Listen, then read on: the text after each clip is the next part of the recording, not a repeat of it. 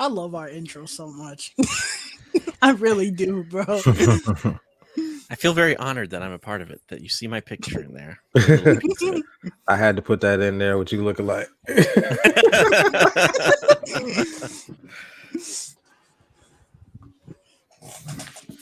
Somehow I'm still muted. There we go. Oh, there we somehow, go. somehow I'm still muted. I've been sitting there looking at the Nerd Talk thing for that long. It was that delayed. But yo, oh wow, StreamYard is so stupid on my end. Sometimes I get really delayed when it comes to even start live stream. So I hit the live button and then it'll tell me 30 seconds later that we're already live. I'm like, oh, okay, well. But yo, what's going on, YouTube? It's your boy Alex Thomas here, back with another episode of Nerd Talk, or episode 23 today. I'm here with my boy Smooth J Stu, Mind of a Nerd, and my boy Justice Spec, aka Cinema Heroes. And we are here to talk about Batman, one of the most anticipated movies of 2022, The Batman, you guys. Yes, sir. Oh my lord, you guys. Yeah, we've been talking about this movie. We done trailer reactions, talked about the trailer, talk about set photos, all that good stuff. And it is finally here, you guys. Finally. We have witnessed The Batman. With all the delays, COVID. Yo. It felt like it took forever for this movie to get here. Man. Yes. And now it's finally here. Yes, bro. Yes, man. It's right before we go in and get into spoilers, I'm gonna go around the table and let everyone know what you guys thought about it. I'm not gonna say my thoughts. We're gonna talk about the spoiler review. If you guys want to see my thoughts, go check me out on my review. I did do a full review as well. But yeah, we're going to start with Justin, since I'm ready to hear what he has to say about. Yeah, we don't know how you felt. I know I purposely didn't rate it on Letterboxd because I wanted to wait until we talked about it here tonight. I loved every second of it. Almost every second of it. I have one small gripe about it, but I mean, the whole time I was watching the movie, I had a huge smile on my face, and it was, even though it was 3 hours long, and it was actually a little bit slower paced than I was expecting, and it never felt too long, and and I wanted it honestly to keep going. Like when the credits came, I was like, no, I want more. No, I loved every second of it, man. I thought it was incredible. It was worth the wait. I am bummed that we're not going to ever get to see Ben Affleck's Batman with Deathstroke and everything, but I am so thankful that we got this Batman, because this is such a great Batman movie. Yeah, I agree. I agree with all your points. I do feel you on the Ben Affleck thing, because this was supposed to be his movie. Clearly, He didn't want to do it. I don't think he either wanted to direct or be Batman at this point when this was being done, right? He didn't really want to be a part of this anymore. So I don't know. Model will do that to you. Yeah. Did he specifically pick Matt Reeves to do this? Did he pick Matt Reeves? I don't know if he picked Matt Reeves or not. I'm not sure. Look at this geek. Look at this geek. Look at him. Look at him. Hey, Jay. What's up, y'all? Why you late, bro? 3 minutes. Why you late? I know, bro. We know. Coming from a youth group, bro. We know, bro. We playing with you, but what's going on, AJ? What's going on, yo? Not a whole lot, man. I'm excited to talk Batman spoilers. Love this movie, man. I'm ready. Yes, sir. But yeah, we was going on since AJ. Since you're here, we can go ahead and start with you as well. What are your thoughts on the Batman? Like, what did you think, yo? I loved it.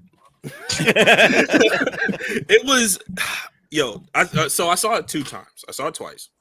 And the first time I had a few issues with it. I had a few, conundrums with it. Then the second time seeing it, everything got better. And I feel like I can speak for everybody that's seen it twice, that like they might have had a few issues with it, but the second viewing, it really solidified that this is actually a great movie. Yeah, I agree. I agree. I think we all agree that we all love this movie. Did all of us give it a 5 out of 5? I didn't. Just no. Okay, Justin, you gave it a 4.5, Justin? Yeah, I gave it a 4.5, and I'll explain why later. But have all of you seen it more than once except for me? I've only gotten to see it one time. Yeah. Okay. Yeah. Alex, you saw it twice? I've seen it 3 times already. I'm so jealous of you guys. I watched the link. Of course, you not watched the link. I didn't care about the quality because I already watched it.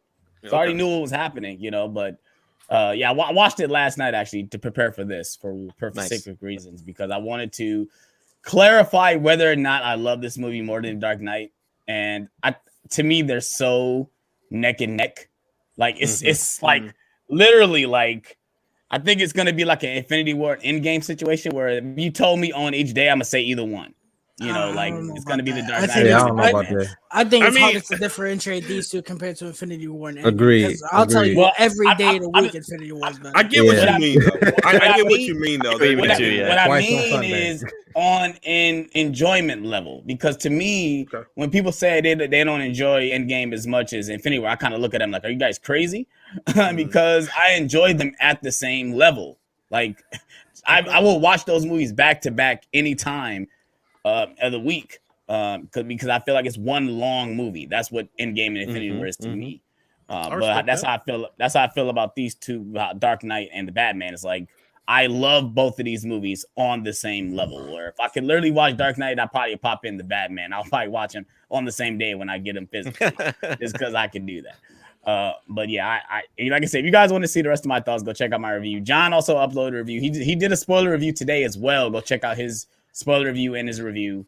But today we're all gonna just talking, you know, probably gonna go scene by scene because most of us seen it more than once, besides Justin. Tyler talking about he already seen no lines at this point. He said he's probably gonna go see it again, which is crazy. This would be a fourth time, right, Tyler? You the main one talking about y'all always watching movies over, but this man's gonna go see it 4 times. Right, that's a pretty good impression, AJ. Right. Listen, you see my face. I walked out of this movie Tuesday. First of all, thank you to Warner Brothers for having this fan screening. It was one of the best experiences ever. You know, we had about 200 people in an IMAX theater, and we were turning up before the movie even started. They put a countdown on the screen. We counted down like it was fucking New Year's, bro. It was amazing. I'm jealous. When my training was not like that. When I walked out of this movie, sorry to hear that. My brain was like a tornado. I was like, okay, I definitely liked it, but there were things that I was like, I don't know about that. So I was already going to see it Saturday, but I went into Saturday on critic mode. I was like, okay, I'm going to sleep early. I'm waking up super like energized, and I'm going into this movie and I'm analyzing the fuck out of this movie. Wait, my man's is already in the chat giving me shit. I see him. They gonna give me shit. Yo, it's already starting. We're 8 minutes in. When this movie ended, when this movie ended, it wasn't even when it ended. I think it was at the point where he comes out of the elevator and that whole sequence. I said to myself, yeah, I love this fucking movie. I do. And when that movie ended, I said, yeah, that was some good shit. And then I saw it again today, and I was like, yeah, it's it's a 5. I don't have it at a 10 out of 10, but I have it at a 9.5. This movie is amazing, and I'm not jumping the gun of saying it's better than The Dark Knight, but I think with time it could be, and I honestly think when they make the sequel, I think it's gonna top The Dark Knight on the first watch. Possibly. I genuinely think when they make the sequel, I'm gonna walk out of that movie and without a doubt, I'm gonna be like, yeah, it's better than Dark Knight. I want to say something about that though. I want to touch on that a little bit. Go ahead. Go ahead, yo. After we all saw it, we kind of had a discussion about how it's kind of unfair to talk about like compare these movies, The Dark Knight to the new Batman, and I get that in some ways. But also I feel like this film did a lot of things that The Dark Knight didn't, that were great. And then The Dark Knight did a lot of things that this movie did or that didn't do that were great. So it's kind of like, it kind of balances out. Like Alex was saying, it is very neck and neck. The movies are similar tonally, cinematically, The scores are kind of similar, but yo, I want to say like it's hard to compare them, but it can be done. That's what we do when we rank films. That's when what we do when we rank Batman films. For sure. But yeah, this movie, yo, I think it just goes to show how good it is if you know everybody is trying to figure out if it's better than The Dark Knight or not. I mean that alone is a testament to how good it is. Yeah, the only thing, like I said, we talked about it off camera, but I try to say that because it's really hard to compare because The Dark Knight build off the Batman Begins. Right. So they had a lot of things to learn from with that first film. Like just what Tyler said, they think about how this sequel is going to be. Like all they have to do is improve from this movie. That's all they have to do. So at this point, this next movie might be an Oscar contender at this point because this movie is near perfect. Right. Like so at this point, the next movie is going to be what we don't know what we're going to get. So that's the only thing I say. Like if I had to compare the Batman movies, I'm comparing it to the first ones first. Like that's what I'm. Oh, this is leaps better than Batman Begins, though. Right. So let's see when the next Batman movie, see if it's going to be as better as this movie or The Dark Knight. Let's talk about then. If they make two more movies as good as this will probably go down as one of the greatest trilogies of all time. It will be some battle to see which trilogy is better. That's going to be the funny thing, which trilogy is better. But yeah, anyone else want to give thoughts before we get into spoilers? John? This movie is absolutely spectacular. This is one of the best superhero movies ever made. I'm gonna say that right now. I don't want to hear nothing else about Robert Pattinson and Twilight. All of that. That's irrelevant now. That's irrelevant now. Yeah, there's the door. Get out. Put a respect on my nigga name. Put a respect on man. Everybody about to get go get our Batman Funko Pops. He's got the giant one. Put some respect on his name. Bro, I was this close to buying that today. $15, bro. This man finessed that pop for $15. $15 pop. Crazy. $16.19 after tax. No substitutions, exchanges, and refunds. Oh man, but yeah, this movie is absolutely phenomenal. Talk about understanding the assignment. Matt Reeves and Robert Pattinson, they completely knew what kind of movie they were going to make. And I think this is so good the first time around, because it had a legacy of Batman films before it, and it knew what to do and what not to do. Right. But still, Matt Reeves chose to do his own thing. I never thought that I would hear Kurt Cobain in a Batman movie. Never thought I'd hear that. Song, yeah. And now I can't not hear it. Like it's perfect. Yeah. It's tonally it's perfect. Right. Mm-hmm. Maybe critically, cinematically, it can have some adjustments, a few tweaks here and there. I also gave it a 9.5 out of 10, 5 out of 5.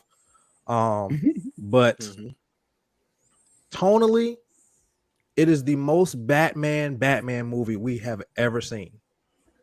Without a doubt. Without a doubt. The feeling that I got from that opening scene, that was, man, with the criminal staring in the darkness, wondering if he's there or not, and then you see the spotlight from the helicopters, and the helicopter moves out the way. You see the bat signal, the goosebumps that went down my spine. Yeah, I haven't felt that.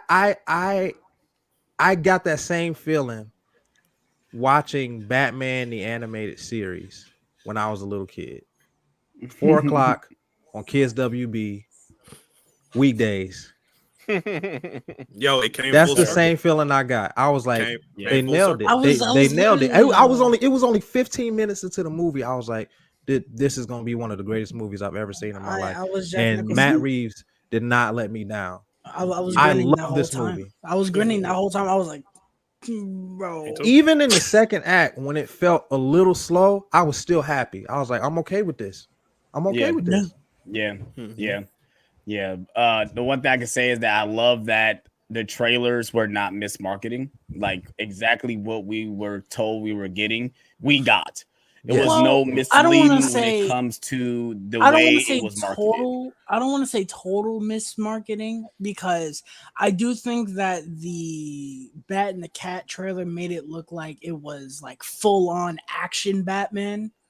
Not well, I mean, they're gonna show you all the action for sure because you got to get the people that like Steph and like my fiance is not gonna go see his movie unless she like sees that's the point of having three. That's the point of having 3 different trailers. The 3 trailers show you different things. For when you get the first trailer and or teaser, it's usually to just give you a general idea of the tone of the film and how the film is gonna look. Then the second trailer is like the story trailer, and the third trailer is the spectacle trailer. Yeah, that's usually how I think it the goes second with one did the best job to represent the first film. one. The first one definitely did. The first one did. Because the first one, it felt definitely like it was like 7 and for sure. But let's go ahead and get into these spoilers. It's like starting off with the opening of the film. I love the way the movie opens with just the DC. It's no music. It's just you get the DC or the Warner Bros. DC did the Batman. It's kind of like the Joker.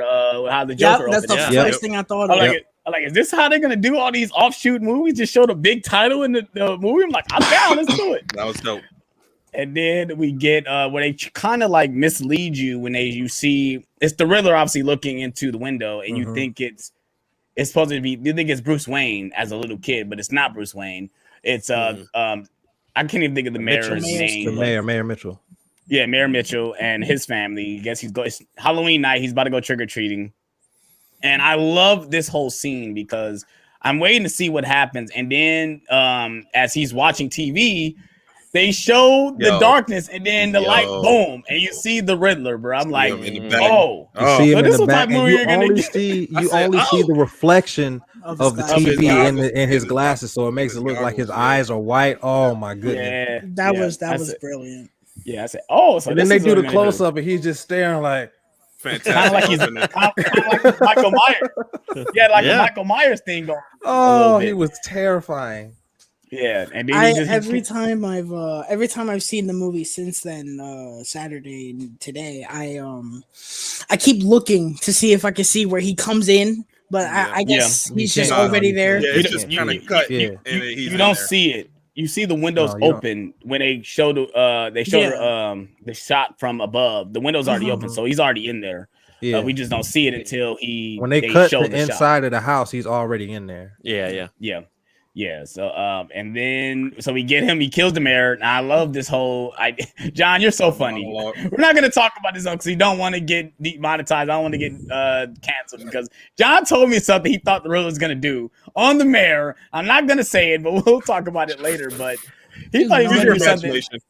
He thought he was gonna do something very inappropriate to him, which I'm glad he didn't do it because that would have been terrible. I'm glad he didn't do it, but that looked like how that's where it was gonna go. Yeah, I thought it really didn't feel like that. I thought the scene was gonna go. It felt like a soft R. I thought it was gonna go longer of him beating the shit out of him, but no, he just hit him like 3 times, and then. But I loved. He's like, boom, boom. I love that shit. Yeah. So we the thing about the Riddler, though, when you think about it, is he's unhinged, but he's not to the point where. Like he's just going ham on him, like for no apparent reason. Everything is done for a reason and precise. I'm not gonna lie. This might be my favorite alternate version of a villain I've ever seen in my life, and I'm including the Joker from The Dark Knight because the Joker from The Dark Knight is still kind of Joker. This, if you did not tell me this was Riddler, I'd be like, "Who the fuck is this?" This is that character could be from anything, not even a superhero film or a absolutely. Absolutely. It truly amazes me how different and sinister this version of the Riddler is, and I Yeah. ate up every second he was on screen. I love it so much. He was a Zodiac killer. He was a Zodiac killer. Basically, that's what he was basically. But then we get the next shot, which I think me and John talk about. I think it's one of the greatest opening to a Batman film. You get it is the greatest narration of Bruce Wayne monologue about him being a creature of the night. I love that he says like I'm a nocturnal animal. I said, "Oh, that is a perfect line coming from Batman." I hide in the shadows, but I am. Yo, that entire sequence when you see the guy Rob the story runs out and like you said the helicopter like kind of distracts him. Then he looks over in the shadows. You don't see anything. Which is what I love. That's like you look into a dark corner. You have to picture the most thing you're afraid of, and that's what you see. And they're afraid of the Batman. Like he is absolutely terrified. And he doesn't even know if he's there or not. Yeah. Both of them were the drop head before him was doing the same thing. Got hit by a car. When the guy who robbed the store looked into the shadows and he got hit by the car, I thought he was gonna open the cop car and go inside the car because he was so terrified. That's what I thought was gonna happen. That wasn't a cop. That was a cop. Taxi driver. I thought he was gonna open the door and go inside the car because he was so freaked out that he might be there. That would have been hilarious. Yeah, but then like I said, we get the sequence of them spray painting. They doing the same thing when you see the spray can go into the darkness, and they like shit. Like I don't want to go get the spray can. I'm just running away. Don't even want. I'm done with this. Okay, then we now that we're on that scene, like did you guys catch the Robin Easter egg? No, I still didn't catch it. Didn't catch it. I still haven't catched it. In that yet. scene where the spray, where you see the letters on the pillars that say broke. Yeah. To you talking about the R? Right. Yeah, the R. No, not the one on the pillar. Okay. No, not the spray painted R. There to the right, like a little bit up, you see a light shining on the building, and the way the shadow is on the building, it looks just like the Robin R. Okay, yeah, I wouldn't have missed that because I was trying to. At first, I was reading what they wrote on the pillars. Yeah, that was what had my attention. I was trying to read that. That's what I was trying to read, but I wasn't even. I guess I have to wait till it comes to next HBO time. Max. Yeah. Because it's going to be HBO Max on April 19th. If you guys want to know, we'll talk about what our plans for the Batman. Later in the stream. Yeah. So we get the sequence we see in the trailer with him beating up all the goons, and I love this sequence too. Because we get the one young kid, he's not a part of the gang yet. He's kind of terrified to try to do this. And then he sees the bat symbol first and no one sees it. And that's when we get the awesome sound of Batman's boots footsteps walking up like he's motherfucking Darth Vader. In the black Timbs, bro. Yes, bro. Oh my. Somebody put up a post like this is Batman shoes. They put up black Air Force Ones. I'm like, oh, that's hilarious. That's hilarious. But like this first thing, what Tyler said, when you hear it, when you see him beat the fuck out of that guy, you feel it in the theater. Like you feel it's better than it was in the trailer, bro. The tranquilizer, you felt that too. Yes. I love. I love this because you see him get hit. You can feel that he's still new at this, and I love that as well. He's only been Batman for 2 years, and I love that. Like after the scene, we get the scene where he's driving after the scene he meets up with Gordon. Everything he's saying, he's writing in a journal. We've never gotten that before. We actually see him actually never seen that. Not in the movies. Right. Yeah. But then he has to record everything through the contact because he has to make himself remember. He's like, I can't remember everything. That's detective mode. That's the fucking detective mode. Bro. Yep. That's fucking detective mode, man. And he paused it, printed out shots from it. Oh my god. It's fucking detective mode. I remember they watched Arkham like we gotta do that in real life. Make it fucking contact lenses.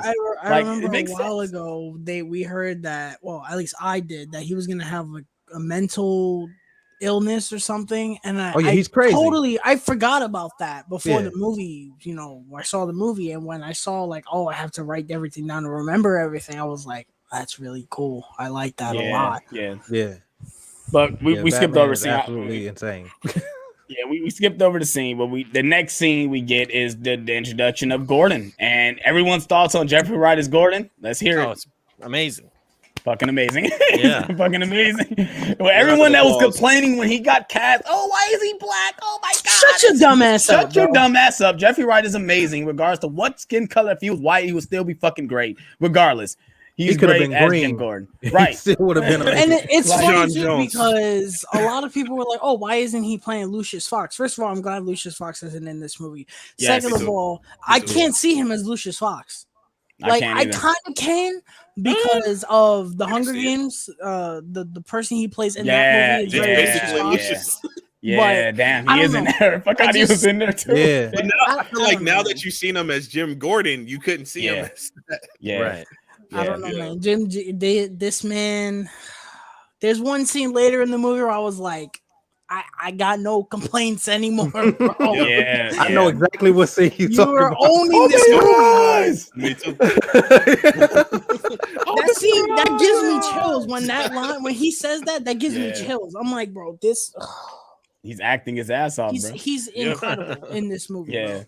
But He's even not with even in the movie that much, but he does yeah. so much with the screen time that he's given. Yeah, it's true. But in this scene right here, where they're in the crime scene, he's not even commissioner for that. For one, he's not commissioner yet. He's still lieutenant, and he comes in with Batman. I love the shot where you see from Batman's point of view, he's walking in. I love that shot, and everyone's staring at him like, "What the hell? Why is he here?" Yeah. And Jim Gordon giving him pull like, "He's with me, yo, like he's with me."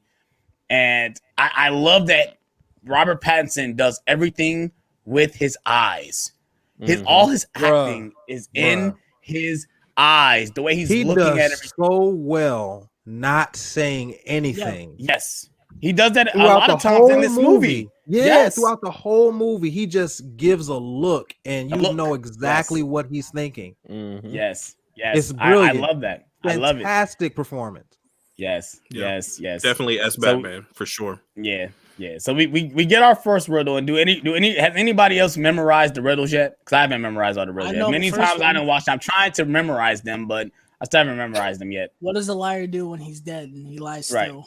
That one was easy. Most of the people in the theater knew that one already. When I saw it at the fan first, that one was easy. Yeah, he lies still, which is cool. I mean, it's the first riddle, and I love that we get the commissioner coming in, and he's not for Batman being there, but it's weird because the message was for him. So why wouldn't have Batman there? Like it's directly to him. Well, he didn't know. Yeah, I don't think he knew about the card yet. Okay, yeah. When the commissioner when he was throwing a stink anyway. Yeah, he didn't know about the card yet. I was kind of sad that the commissioner got taken out so quickly. I was kind of interested to see how that conflict was going to be like with him. Yeah. I guess I didn't have an issue with that. It's so weird because we got enough for Commissioner Gordon. So that's the thing. They're trying to get to Commissioner Gordon so fast. Like that's what they're trying to do. But I'm glad he didn't get that promotion yet. Yeah, right. They're waiting to do it for a right moment. But so we get this whole sequence, and I love that he's like looking around at everything. Clearly, we know why he's recording every single thing in his lenses. He noticed other things that people didn't notice. He noticed where the tool was dropped. And you see the person look like, oh shit, let me take a picture. I like that. Like, I better take a picture. Yeah. I think the photographer does that a couple times. I think he's looking at something and she's steadily taking pictures when Batman noticed something. Bro, there was one thing that it bugged me a little bit. This is not an effect on the movie, it's an effect on personal experiences. I have had about 5 instances where the fire alarm has gone off in a movie. It sucks. It's horrible. So every time they took the pictures and it went boom, boom, boom, I was getting terrified that the fucking fire alarm was going to go off. Because I'm sitting there and the flash is so like big and it's booming. I love that in the movie, but I'm just sitting here like, oh fuck. Yeah, we got to evacuate. I know I've been neglecting the comment, but I want to read what Susan said. She's Robert Pattinson's eyes are very expressive. Has been since Harry Potter got by the fire. You're right. Even in Twilight movies. Even in the Twilight movies, agree. Like regardless of what we want to say, his eye, he's very he does a lot of these emoting with his eyes. It's funny. Like y'all seen that post I sent y'all in the chat where they showed a lot of scenes from Twilight and they compared it to the Batman, where like certain shots, like oh look, like before and after, like like That shit it's is pretty hilarious. Yeah. It's like they kind of did the that on part. purpose. Yeah, for sure. I love the part when the CSI is explaining to Gordon what he thinks went down Yeah. for the murder, and then he walks over, and then Batman's just standing right there. He's like, Yeah. He's like, excuse me. He doesn't even move. He just like yeah, he nudges doesn't a even little move. bit. He just looks at him. He literally says like one sentence in that whole scene, and I'm just like, I love that. You don't have to have Batman talk for me to know what is what he's thinking. He's just looking at it. He's looking. He's in detective mode. Yeah, exactly. But then, like I said, we get this also. I love that he pointed out that the guy's finger was cut off while he was alive. I noticed that he noticed that little detail. And then obviously, Commissioner comes in, stops the whole thing. And then he noticed that his son found him while he was dead, and they guess they is hinting at he sees himself in him, but also low key Robin. But I don't think he's gonna be Robin. No, I never even had that thought. I just thought it was Me a either. parallel, between him and him and me the and kid, John. yeah. They showed. I don't think they would have showed that kid that much if they weren't intending on using him. They showed that John. kid. That kid was he may as well be a supporting character. When You don't think he's gonna be Dick Grayson? When we walked out of the movie, he may not be Dick Grayson. He may be somebody else. But I don't know because this is. I think it was on purpose. Jason that they Todd him Mitchell. that much. Jason Todd.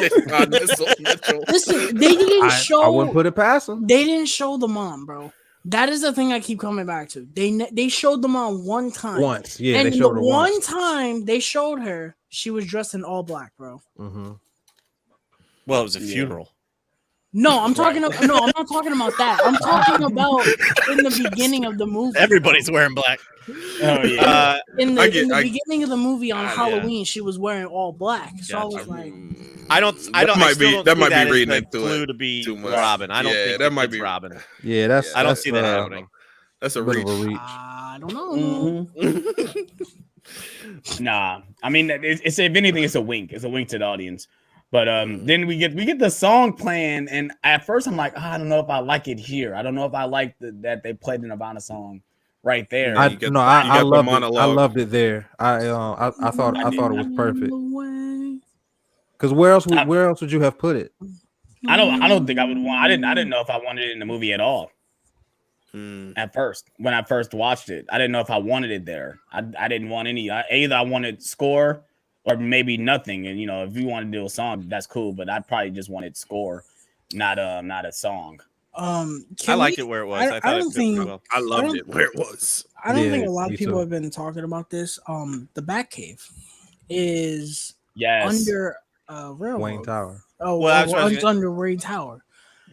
One of the things they did a lot of things that we hadn't, they changed some stuff in this movie that is like kind of a staple with Batman movies. Like one of the big things was Alfred and him didn't have the relationship that we usually see with Batman and Alfred. It was like he was kind of pushing Alfred away. I think they're working up to that. Right, yeah, I think so too. That, yeah, but also it's not Wayne Manor; it's Wayne Tower, which I always thought was, which I thought was really, really interesting. Like they live in like a skyrise rather than a mansion, big mansion. Yeah. There was a Wayne Manor, but I think they did the same thing they did in The Dark Knight Rises, where they donated turned into an orphanage instead of it being their house. So then they had the tower, and they gave away their property to the orphanage with their newer plan. But I read a prequel novel, and it said that they used to live there up until Bruce was like maybe 6 years old, and then they moved into Wayne Tower, and that's when they turned it into an orphanage. Yeah, I love the design of the Batcave, which I didn't really want to. I should have just talked about it in my review, but I didn't, because I didn't really want to give that much stuff away about certain things in the movie.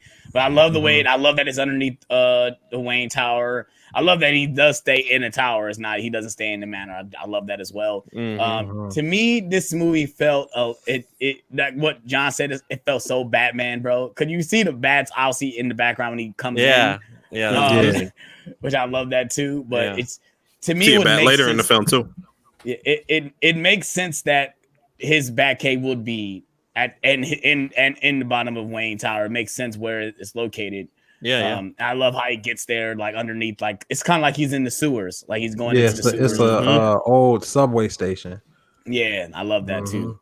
But yeah, then we get in this where we see Alfred for the first time, played by Andy Serkis. I thought he was good for the little time he was in it. I feel like he wasn't in it that much. Right, he's in not. 2 scenes, yeah. But he was directing Venom, I think, at this time when he was making this, if I'm not mistaken. Was I not? Was I wrong? Yeah, I think he was directing Venom at the same time. I think there was some overlap, but I like that he's not in the movie too much, and to piggyback on what Tyler said, I'm glad that Lucius Fox isn't in the movie because it makes Batman rely on his own wits and on his own. I'm glad skill. I'm glad that Alfred's not in it much, but at the same time, if the reason that he was not in it much is because he was directing Venom, then I think Alfred was used perfectly. I think we didn't get that much of him throughout the film, but we had one scene that was. We're gonna definitely talk about it later, but that was very meaningful, very powerful, very powerful. So I like the scene I like the scene we got with Alfred in this scene right here where they're talking about, oh, you're not my father. I'm like, okay, here we go. This is a typical superhero bullshit. I'm a mopey teenager talking about the father figure. You're not my father. Get the fuck out of my face. That's basically what it felt like. I'm like, here we go. Amazing Spider-Man, is that you? Let's get this over with real quick. But yeah, then this is where we find out that he's using the contact lenses to look at all the stuff when he finds out certain things, and they find out there's a cipher that they have to figure out what's going on, and that's where they figure out that it's the cipher came out to be a drive, which Batman came to think is a thumb drive. I love how Alfred was helping him with that. Yeah. Very Alfred thing to do.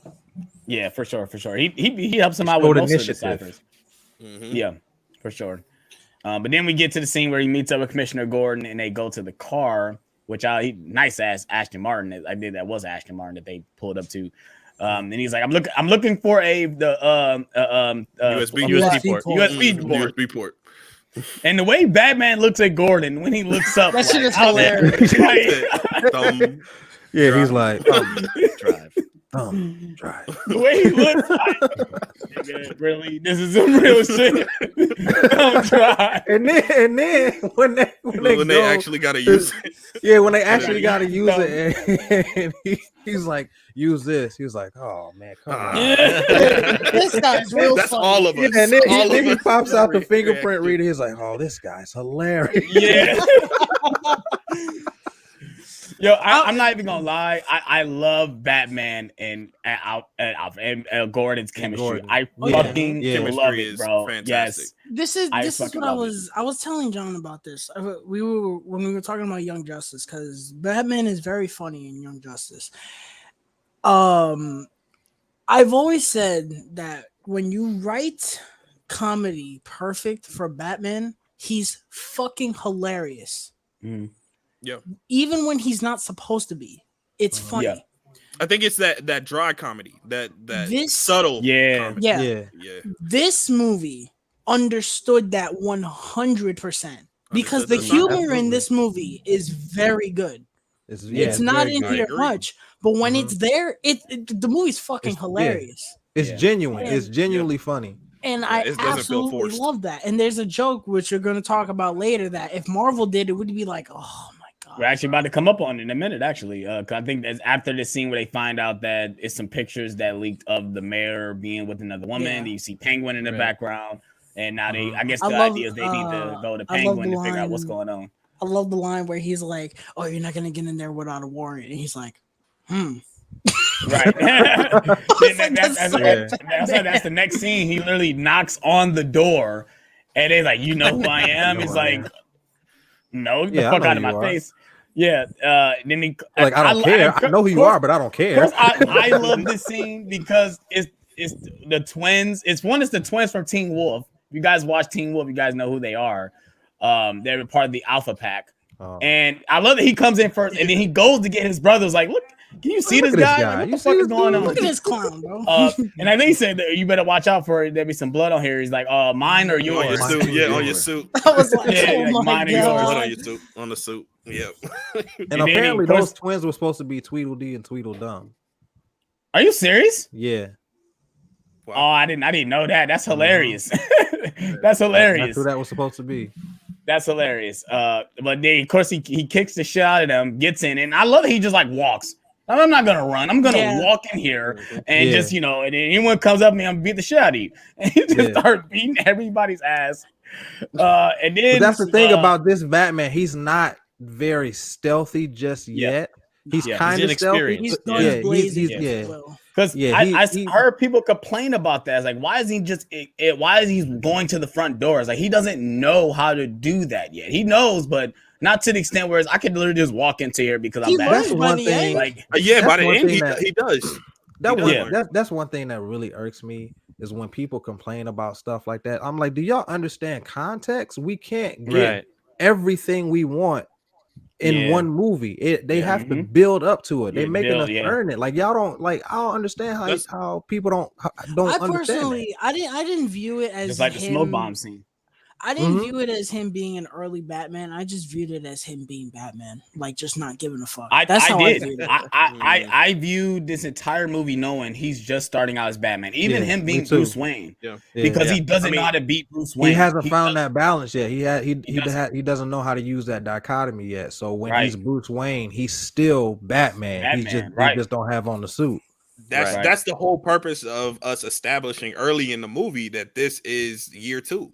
You know, right? And it's funny too the part where he's writing on the notebook, it closes and it lingers on the fact that it says October year 2. Year 2, yeah, exactly. Like, read. There you go. Exactly. Reading. Hey, everybody! This is year 2. Right. So we get to see he's beating up everybody's asses in the club, and I to one thing I say, the action is definitely better in this movie than it is any of the Dark Knight movies. You can add me at that when it comes to the fight. Hands down, the fight choreography is leaps and bounds better than Nolan's fight choreography. It's not as frequent, but it's better. Yeah, I mean, you feel the punches. You actually feel like he's hitting somebody. Because that's my problem with the Dark Knight movies. It feel like he's not even hitting them. It feel like he's like not. It's like it feel like it's no. It feels like choreography. Yeah. It feels like it's it feel like it's acted for sure. Like these fights feel like they're real. Natural. I agree with Tyler. The scene where he throws the fucking bat at the fucking guy. Like a pipe. I'm gonna blow your head off. Boom! At Kinsey. Yeah, that shit was hilarious, bro. I gasped in the. I was like, oh. That was hard, bro. That was some hard shit. And then he gets shot in the back with a shotgun. Yeah, he gets right. Yeah. I love that he takes damage. It's clear it's not hurting him because he figured out his suit. Armored. But he's getting hit. He's still learning how to counter, how to figure out the way to do his fighting style right, and I love that in this movie. But then I love the way the fight scenes are shot too, because they're not a lot of quick cuts. There are a lot of long, lingering cuts. I was gonna bring that up for sure. And you can actually see what is happening.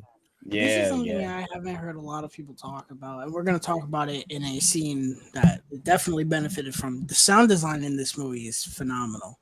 I love the fact that he's in this, and I saw this in IMAX twice. So when the scene where he walks into the club, that music was booming. Yes, it was. And you still hear the shots of him boom, boom, boom, boom, boom, boom, boom. That is amazing, because if it was an amateur, more than likely you just hear the music. You just hear the music. You know, that's something that I don't think a lot of people are going to pick up on, and I can appreciate good sound design. It's something that Nolan understood well also. Well, maybe for not the most part. Maybe not Tenet, but Tenet is not well mixed. That's a loud movie. That's another topic. That is a loud movie. Tenet? What did you say? I'm talking about the action. Of course, the dialogue is like a whisper, but when we get to the action, For sure. But then we get the introduction to Colin Farrell as fucking Penguin, bro. And that is not fucking Colin Farrell. That is not Colin Farrell, bro. That is not him, You bro. refuse to believe it? I've been bamboozled. Yo, like, Transformed. yo, man, Bamboozled. that Led is not him, astray. bro. Go ahead and give them the Oscar for makeup right now, man. Because Yo, the bro, makeup yes. is Honestly. Yo, this You can see movie, it. this I movie's see it gonna in get his eyes, nominated but for a everything lot else- of Oscars. Yes, it needs hope to so. be. It's gonna, I it's hope gonna it get, better it's gonna be. get I hope nominated. so too, but I don't know for if- I best mean- makeup. It's gonna get nominated You- for best you could probably get that. cinematography. It's gonna I get don't know about nominated that. for best Sound director. Wait, I don't think so. I don't Hold think up, so. man. Yo, The Sound Academy does design. not Do you like the know who we're superhero movies, dealing with man. here? the Do you Academy know- gonna get does heartbroken. not Yes. wanna- Do you know what yeah. Academy we're The dealing with? Here, Academy bro? doesn't like to respect comic book movies. I And you hear know you. that. I The hear Academy you. broke my I heart know in this, 2008 when and they I'm saying didn't it nominate The Dark anyway. Knight for This pretty much is anything going other to than get Heath Ledger. at least so. 3 nominations.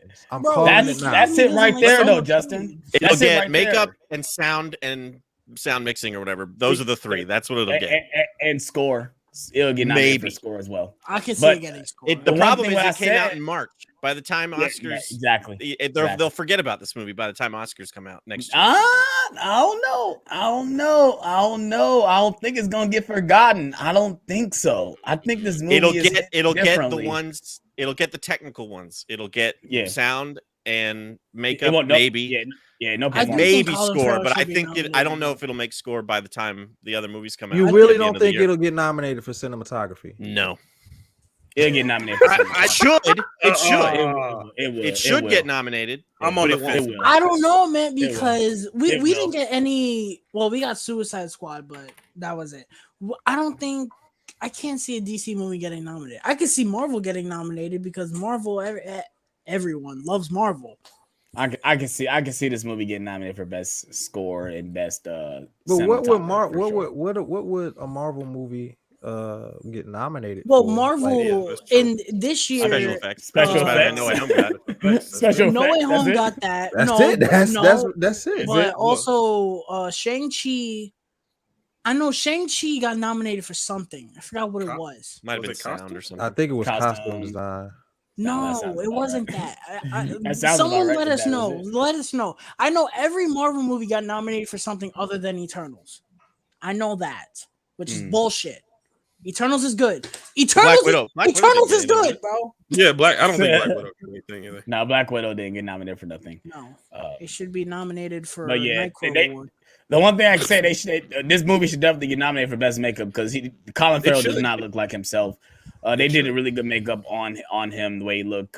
We're on the scene where he kind of, I guess, interrogates him about the photos that he's in with the mayor and this other woman or whatever that he's trying to figure out who she is and how is it tied into the murder. And I love this whole sequence. I love this Getting spammed because again, bro. oh snap. Shang-Chi got nominated for visual effects along with Spider-Man No Way Home. Oh Okay. wow. So the two Marvel movies were just visual effects nominations. I don't know why I forgot. Didn't they about make Black up Widow. some kind of BS category for like fan favorite? Fan or something? favorite, yeah. You can Yeah, vote what for like fan what is favorite. what is that? Yeah, Didn't even hear about that. Cinderella's gonna win Best Picture for the fan favorites. Well, apparently it might. I saw on Twitter Zack Snyder's Justice League is not eligible, so everybody who wants Zack Snyder's Justice League is voting for Army of the Dead. So That Wow. movie was not good. I guess. It's Zack Snyder. I love Right. Zack Snyder, but I did not like Army of the Dead at all. I found that movie insanely overrated. I like it. Yeah. It's way too long. Way I have too yet. long. I have yet to see it. I haven't Wow. seen You it won't either. like it. AJ won't like it. Why you say that, man? You're gonna You think don't- the you zombie don't- stuff, you but don't that's know me. it. I know you. I beg your pardon. I beg your I pardon. beg your pardon.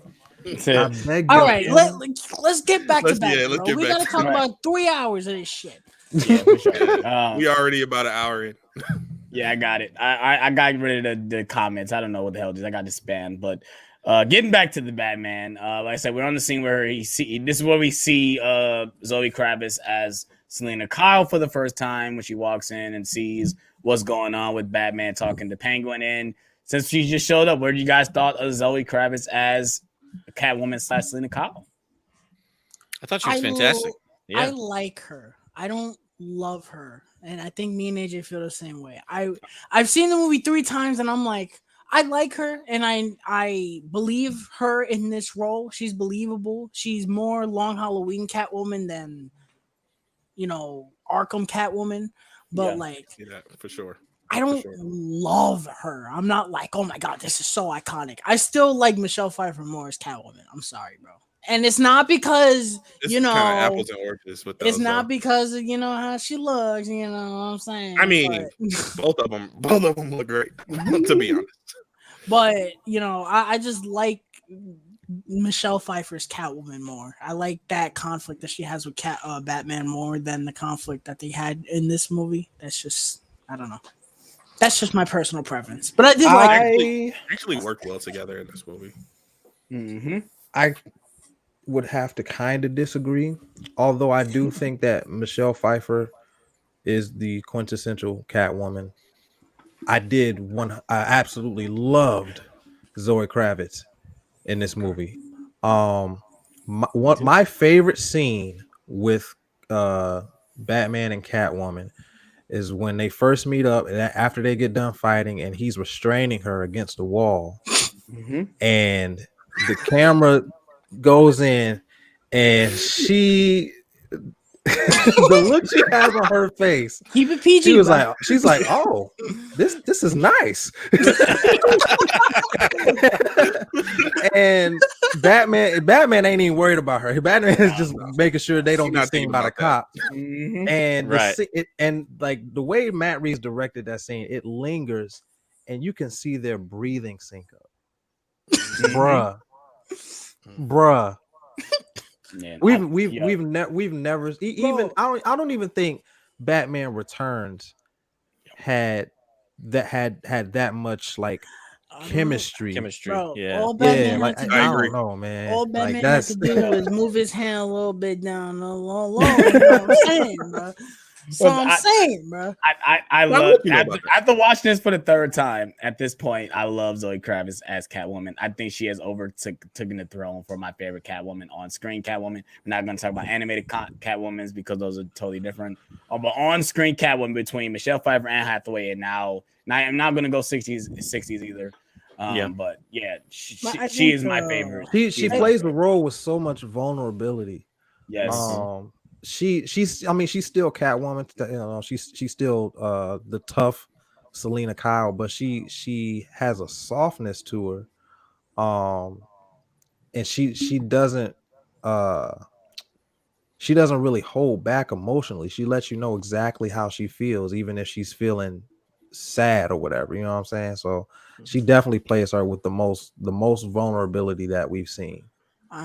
She has a thing for strays. I would still say that my favorite Catwoman would be Arkham City Catwoman, or just Arkham Catwoman in general. I really like Arkham. Yes, Catwoman. that's why I didn't want to do all that, because now we're gonna do another rabbit hole. Well, yeah, if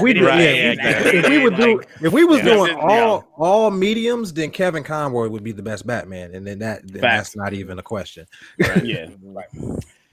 But yeah, so we see that they're doing like a little drug exchange or whatever. It's funny that Batman doesn't say anything about what they're doing in their business, which was so weird to me. It's like you literally see a drug deal going on right in front of your face. Like, I'm not worried about that. Penguin was ballsy, he's just like, I'll still deal drugs in front of the Batman.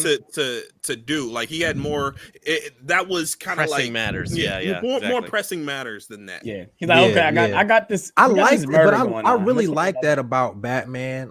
They showed it a lot in the animated series when he would become Matches Malone.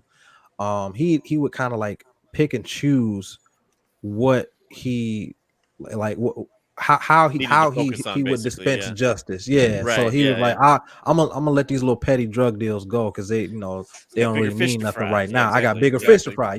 So right. So yeah, we but I do like the look he gets. I mean, he likes. Yeah, when it first he happens, knows it's kind wrong. of like, are you kidding me? Yeah. But he kind of lets it go, and he gets clues from it too. He sees the drops and everything. And so it's and he addresses beneficial it later to him on. to see all of it. But at the same time, I think he's kind of like, in front of me, really. And the Penguin is like, yeah, I am. And I kind of like that. That Penguin has confidence throughout that entire scene, regardless of him being in the room with Batman. Even when he grabs him, put him against the wall, he's not terrified of this guy. Yeah, for sure. Yeah. Even when Batman and Jim have him, you know, Right, at the end, he's confident. Oh yeah, we gonna That's get one to of my that favorite scene. scenes. We gonna get to that. This is something else that I appreciated, and me and Alex were talking about this before stream. I love how the scenes where people talk to each other, the characters talk to each other, even though there's these comic book characters and they're supposed to be over the top, they're not. I love how when Penguin is talking to him, he's talking to him like a normal human being. He's not, being, over the top and I want to show her my French flipper trick or whatever. He's talking to him like he's normal. Like Batman's like, "Oh, can you tell me?" And he's like, "Oh, I don't know. I really don't know." He's not being a smart ass about it. He's just like, "Listen, I want to help you, but I can't. What do you want me to do?" Yeah, I think the only scene that happens is when he's like, "Oh, that's the mayor's shit. I couldn't tell," and then he throws him against the window. That scene is hilarious. But I really love that. And another scene which we'll talk about later, I really love that. I like how these characters feel grounded. They don't feel like they're over the top and just trying to be insane for the sake of being insane. They feel like they would exist in real life. They would be actually real people. Penguin not definitely. just comic book characters. Yeah. Penguin definitely feels like a real person. Yeah, for sure. Riddler too. Yeah, Riddler too. Riddler too. They all feel like real people.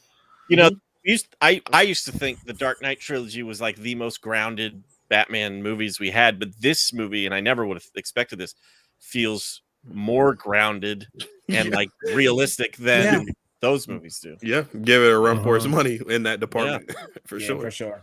I think the reason that it feels that way is because Matt Reeves is a very detail oriented director. He uses a lot of little things that a lot of people wouldn't notice, and those things, those little details that when they come together, it creates a heightened sense of realism that kind of like just further immerses you in that world. Yeah, for sure. Yeah, and he does that with the Apes movies, especially Dawn for the Planet of the Apes. Dawn, for sure. I think he actually took a lot from that movie in the sense that he, when you watch that movie, even though it's this movie about a bunch of apes that are just, essentially, I don't want to say taking over, but my favorite scenes are with the apes. Yeah. The apes feel grounded. The apes don't feel like these larger than life characters. They feel like real people, even though they're not real people. And he really understands how to get you invested in something that either A, doesn't exist in the real world, or B, it's hard to find in the real world. But Matt Reeves understands empathy. The same thing with Cloverfield. Yeah. Cloverfield is the same way. Cloverfield is this Godzilla-esque monster movie, but when Cloverfield has no business being as good as it is. It should. I agree. My favorite found footage movie. It's a found footage monster movie that could easily be terrible, and it's very good. And it's a movie that when you watch it, you feel like you're there. You feel like you are in the moment, and that's something that he understands very well. Cloverfield is probably the weakest movie in his filmography, and it's still fantastic. Yeah, I heard Let Me In was probably the weakest. I haven't seen that. I haven't seen it. That's why I said probably. I saw it. It was okay. It's not as good as the original. It's a remake of a foreign film, and the foreign film Let the Right One In is better, but it wasn't a bad movie. But that's just something that I absolutely love about Matt Reeves. He understands the real world, and he understands how to take these, larger than life. I would say John's probably going to reach through the screen and strangle me. I think that he could probably do a better job of what Zack Snyder was trying to do with Man of Steel than Zack Snyder did, in the sense of bringing Superman into the real world and making him feel like a real person. I see what you're saying, but I don't knowing what he said about Marvel. He said I don't think I can make a good Marvel movie. That's what I was gonna say. I don't think that he is be able to handle. Yeah, I don't think he can handle high fantasy like that, or high, like Mhm. real big Mhm. spectacle like that. Mhm. Do I think he would make an earnest attempt to do so? Absolutely, but I don't know if he would be able to completely pull it off. Yeah, But like he'll have that definitely make you, balance. yeah, he'll definitely make you feel for the character, but I feel like it would be imbalanced. Yeah. For sure. That For was sure. just a thought. But yeah, so next we are on where he follows Selena Kyle at this point, right? He follows to her apartment where he sees that that the girl is Binoculars. alive. Yeah, where he's what is this version of Bruce Wayne called when he's like in the different getup? The Drifter. The Drifter, yeah. And I love is that official? Is that an official yeah, name for him? Yeah, I think that is what it is. And I'm surprised there's no Funko Pop for this, is there? There's no Funko Pop of this exact Bruce Wayne, because I would actually buy it. love one. Yeah, I would actually buy this. I would buy this Funko Pop. Yeah, me too. And yeah, I love that he has these different type of ways, to be, a different person. He's the Batman, and he has this version of where he doesn't have to wear the suit. So I'm gonna just wear some, eyeshadow and put a mask on, and you might not see how I am, which I do think is pretty cool. But he's like creeping up on Catwoman and see that she's got a little get up, and she goes to the mayor's house to get a passport or something like that. Which at this point, I was confused at this point when I was watching. Like, what the fuck is she doing? What is the point of all this? I'm like, is this just a way for Batman to meet Catwoman at the first time? Now, when I watched that second time, I understood. You understand? That, we weren't supposed to know until later what that was really about. Right. But yeah, to go back what you said about the Drifter, that came from this comic, Zero Year. Okay. So everybody that's complaining about why is Bruce Wayne not a billionaire philanthropist, read this and you'll understand why. Yeah. I wasn't trying to go into that. People are posting up videos all day about which comics were based off Batman, blah, blah, blah. I'm like, how about just watch it before you get into all this stuff first? Just watch the movie. Don't try to judge it off anything else. Just go into the movie. Well, no, the thing is, people are saying I don't like that Bruce Wayne is not a playboy, and I'm like, that they didn't just make that up. They didn't just pull that out their ass. It came from somewhere. Even if they did.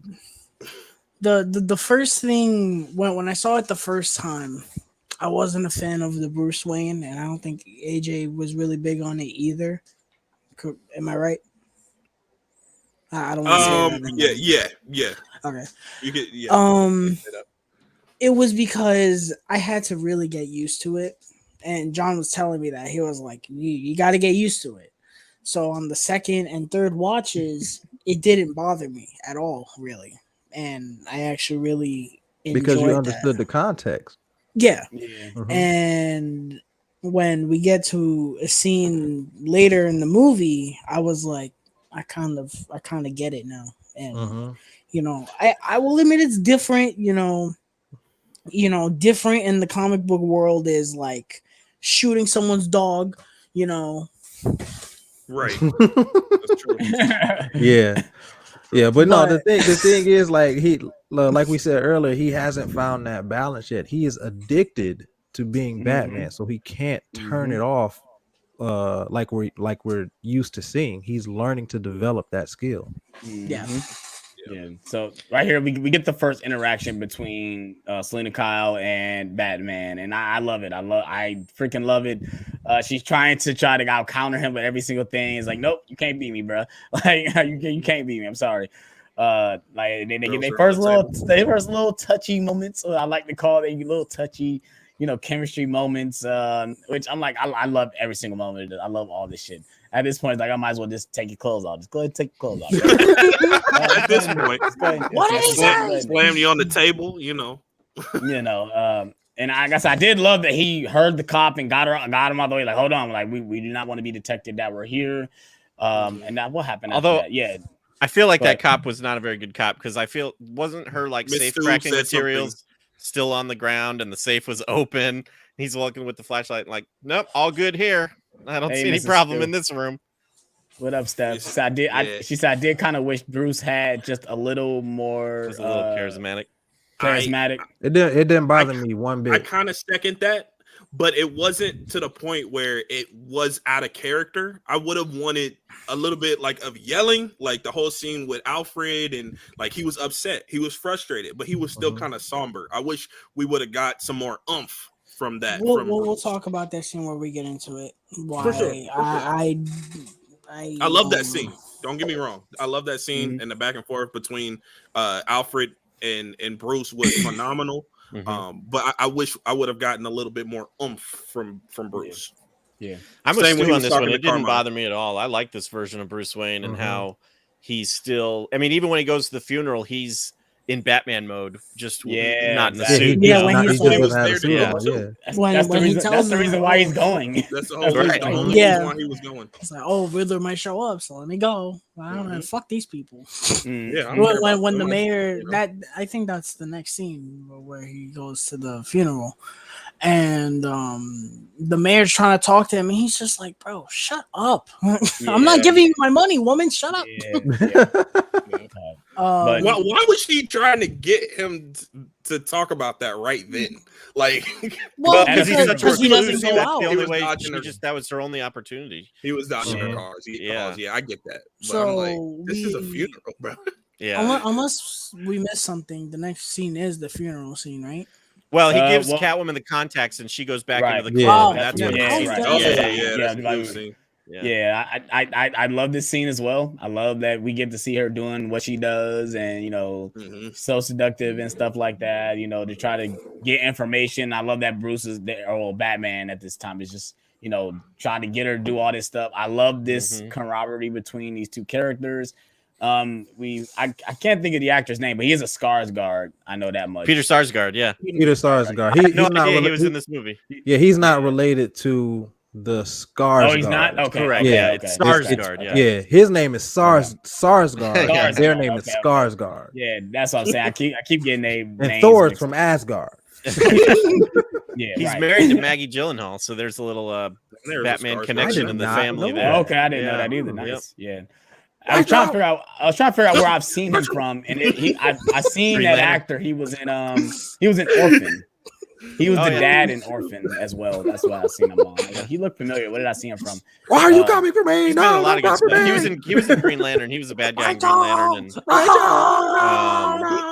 he was in Garden State, which I love that movie. This stream, we gotta get this stream back on track. Where's the trigger? Where's the trigger? Now we're talking about Dark Knight Rises. So we find out that in this scene, Catwoman is talking to the DA, and we find out some information that there was a rap and something going on with the Maroney case, and that it was a whole scam to try to get take over, just a whole bunch of mumbo jumbo that most kids probably wouldn't understand. They just ready to get the Batman shit. Basically, there's a big cover up. Yeah. Yo, there was some kids in the front in front of me at the theater watching this movie, and they were like hanging off the chair, like just not caring about this movie. This movie is not a kids movie. It's gonna go. It is the most adult Batman movie we've seen. This is my question. With all the rumors of the sequel's gonna be Arkham Asylum, or the sequel's gonna be Court of Owls, do we think we're gonna get Maroney at all in the next movie? Because we don't see him in this movie. We don't see that, and I kind of wish we did a little bit. Because they hyped this motherfucker up like he's fucking. They said his name all through this movie. Yo. And you never see him, so I think we will see him. I think we're going. Maybe it's gonna be a reveal. It's gonna be a reveal who he is. If it's not in the sequel, it has to be for the Penguin show, because he's tied in with Maroney. He has to. Yeah. Yes. And and Matt Reeves confirmed that the Penguin show is going to take place after. It's going to be Al Pacino as Maroney. I need that. Don't tease me. Don't tease me like that. How dare you? Al Pacino Al Pacino in a HBO Max series. I don't know, bro. I want that GCPD. Oswald, how you doing, buddy? I need that GCPD show, bro. That is going to be crazy. I feel like that's coming later. So then we got the reveal because we knew John Turturro was in this movie. But listen, this performance stood out to me the most because He's the best I Carmine love Falcone we've ever seen. that, and also I love John Turturro. He's done jack shit since I don't even know how long. Realistically. And when I saw him in this movie, and also it's because he was in Transformers and I've grown up with those movies. When I see him in this movie, yeah. I mean, he's a bit of a character actor. So when I see him in this Megatron, movie, let's tango. Your booty looks excellent. When I see him in this movie giving that good of a performance, it hit me here because no, I know what you mean. Because like, it's he like, can't man, act. Yes. And when you see him give it his all and churn out that type of performance, it's like you could have been doing this your whole career. Yeah. And it made me, and I know comes down to two things, bro: direction and writing, bro. Writing, bro. It made me sad when he dies in this movie because I was like, "Fuck, yeah, that's man." it. Yeah, that's it. I honestly, and I was telling Alex this, he might be my second favorite character in the movie. That's not Gordon, because Gordon's my favorite character in the movie. Nice. But I honestly love this character, and I loved his performance in this movie. I might be dragging it a little bit, you know. I see some people, oh, it's not that deep. It's just Falcone. Yeah. Yes, I know it's just Falcone, but he brought so much depth to the role. You gotta appreciate that, bro. You know, sure, and I love how he comes into the movie. He's in the shadows, and Penguin walks by, and you hear his voice. And when I heard his voice, I was like, let's go. I was so happy. I was so happy. You know? I love that they teased there was something going on between Catwoman and Falcone and Bruce kind of confronts her about it. She gets real defensive about it, which I did enjoy. I'm like, oh yeah, this is pretty good. Yeah, she take the contacts out, loses connection, and then I think this is we're not at the funeral scene yet because we got to see get captured. Peter Sarsgaard, get captured, which is it's funny because I know he was drunk, but it's like, bro, if I'm walking up to my car and it's all fogged up, I'm not getting into my car. What's going on with exactly? What is going on with characters somebody getting in into there, their vehicles and it's all fogged up? We just bro. watched Halloween Kills, bro. Yeah, bro. Like, come on. The scene where it's him and Catwoman talking, and it shows the perspective of Riddler, and you hear his noises. That had to be a throwback to Black Christmas. Yeah, and Halloween too. We haven't touched on this. This movie has a great vibe of horror, and I fucking love it. Yes, I love it. This movie is legit scary. It's not scary to the point where you're terrified, like jumping, but like it definitely gives you an uneasy feeling. I would have been terrified of this movie if I watched this as a kid. I was scared. I'm talking about it as an adult. Obviously, you're gonna be scared as a kid, but it's not a like a spectacle type scary movie, but it definitely makes you feel very uncomfortable. It makes me want to see Matt Reeves do Scarecrow right with the way the way we see it in Arkham games. Like the way we see it in an Arkham game or Mad Hatter, yes, I would love to see his style on that, bro. Dope. Like, man, it's because you're right. You guys are right. This movie has some not generally scary scenes, but it goes on to that level, like thriller. So like the detective stuff was very much like Seven, but the horror stuff to me felt like Zodiac. It's a touch on all that stuff for sure. I love that scene too with Peter Sarsgaard. Like you see Riddler attaching the bomb to his neck, but it's all out of focus, and you just see you don't know what he's doing. You don't know what it is exactly yet. Yeah, it's so creepy and awesome. You guys notice that most of the areas that people are taking or they're dying is the places where he put the bombs. Oh wow, I didn't put that together. No, I didn't know that. Wow. Yep. But and clearly he's staying, and also he's staying in the hotel that we've always seen him in the hotel. There's a shot where Catwoman's coming out of the bar, and you see photos being taken on the side, and that's Riddler in the window. I noticed that again when I watched third time, because I watched New Rockstars broke it down. I'm like, I gotta catch that, and I caught it. And you see Riddler in there taking photos, which how he got the photo of them. Again, Matt Reeves' attention to detail, like Stu was talking about. You know, such good. Sure. Yep. Yeah, it's funny because they also. I love watching New Rockstars. They said, "Oh, it's also have a green logo for the motels." Like, you guys are too much on the nose. Motel or green? Come on. Oh, and did you notice the Iceberg Lounge? That's a nickname for it. Yeah, I noticed that too. It's the full name is like Gotham Iceberg something port. Like, right. But you. The only word that's in focus is iceberg, and that's what they call the club. I smiled so hard when he said Iceberg Lounge. I was like, "Oh my god, bro!" You know, and at this point in the movie, I think it's like an hour in. Yeah. And today, when I was watching this movie, I literally texted our group chat. I was like, "Bro, the first hour of this movie felt like 20 minutes, bro. Like legit."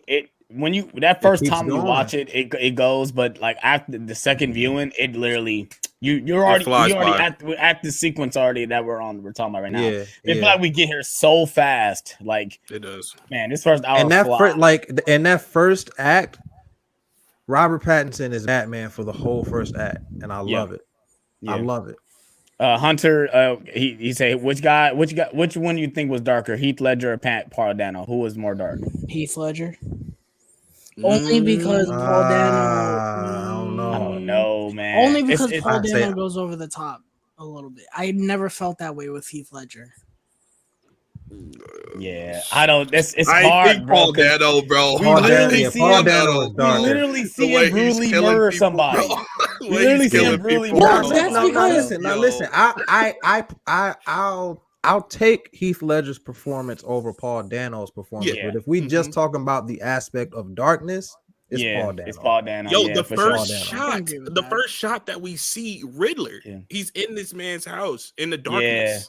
Yeah, exactly. Yeah, for sure. You know, for sure. Yeah. I agree. Yeah, for sure. But yeah, I can't forget. What part are we on? Like I said, we're on after they have the fallout. Riddler put the bomb on. Putting the bomb on Peter Sarsgaard. So now we're on the funeral scene. Now we're on the funeral scene. We get Alfred coming in like, "Oh, you're all dressed up. What's going on?" He's like, "Oh, I'm going to the funeral." He's like, "Oh, that's nice." He's like, "No, I'm just going because usually murderers come around these type of events, so that's why I'm going. I don't care about this funeral." Like, I don't care about this funeral. I just want to go because Riddler might be there. Yeah. Okay. So, but then when he got there, he had sympathy for the kid. Right. I love this scene where he gives him the cufflinks too. Yeah. Oh yeah. But this is what I was telling Alex about before stream. I noticed something in the score, and when I did, I absolutely loved it. When he's driving to the funeral, if you listen to the entire Batman track, the Batman, you will know what I mean. It plays the part of the score that is before the bum bum bum bum. It only plays that beginning when he's Bruce Wayne. I fucking love that because that's not him being Batman. That's him being Bruce Wayne, and it's him. And that part of the track is lighter. It's not, you know, the big bombastic part of it. Yeah, that's it's such the Bruce a subtle Wayne thing. It's the Bruce Wayne part of the theme. It's so subtle. And I don't think a lot of people would catch that. I caught it and I was like, that's really cool. That is his character motif. Yes, sir. Really like that. I love this when he goes to the funeral and he's so secluded to everyone. He doesn't say a word besides I think excuse me to the mayor. That's the only thing I think he says throughout this entire movie. I don't think he released or in this scene. I don't think he says anything. He has a conversation with Falcone and the Penguin. Right. Right. Because he thinks he see Selena when he walks up. He thinks he sees Selena. Yeah. And I love that exchange between him and Falcone. He's like, "Yo, your dad operated me, operated on me right there on his table." And I was grateful for that and all of that. Yeah. He was like, you love don't that. think that means something? He was like, it means he took the Hippocratic oath. And Yeah. he looked at him like, yeah, Hippocratic. that's the good one. Sure, we'll go with that. He said, "Ah." Why my fiance said, I'm gonna steal that line. She said, I'm gonna steal that line. That's a good line, though. That's a good line. Hippocratic oath. But yeah, then we get like I said, we get the exchange with the mayor and Bruce Wayne, and he sees at this point. I don't think you're right. I don't think he's listening to anything she's saying. It's like, man, I don't give a fuck what you're saying. At this point, I'm trying to go in here to see what's going on. He has a little exchange with one of You was gonna say it. You took it right out of my mouth. Yeah, he had a Then little he's one of the people at the with- funeral. Yeah, I was Does he wondering say who something? he Does he is. say something? Yeah. Well, I think that well, guy they show up. he But say- that did he person say shows up something? later. later. Yeah, he's Yeah. part of the Riddler army. Was he He's a the part of was he Riddler the guy that was in the? He's the guy that light? says, "I'm vengeance." I'm vengeance. Yeah. Oh, that's the same guy. I Yeah, didn't know yeah. who that was. I mean, he was all Mhm. busted at the end. So I didn't- Yeah, I didn't even Because I was Yeah. wondering. Wow. I saw them when I saw it again today. I was like, "Who is this guy, bro?" Yeah, that's him. Well, Because we I saw- thought he yeah, just him. did not show up again. He Yeah, saw that was somebody else trying to sneak into the funeral as Yeah. well, and Yeah, And yeah. I security think like he's puts part him of it back. too. That he was also a Riddler follower. I Did think we so too. did we find out who was up there like in the light that he saw? That was Riddler. I think that was Riddler.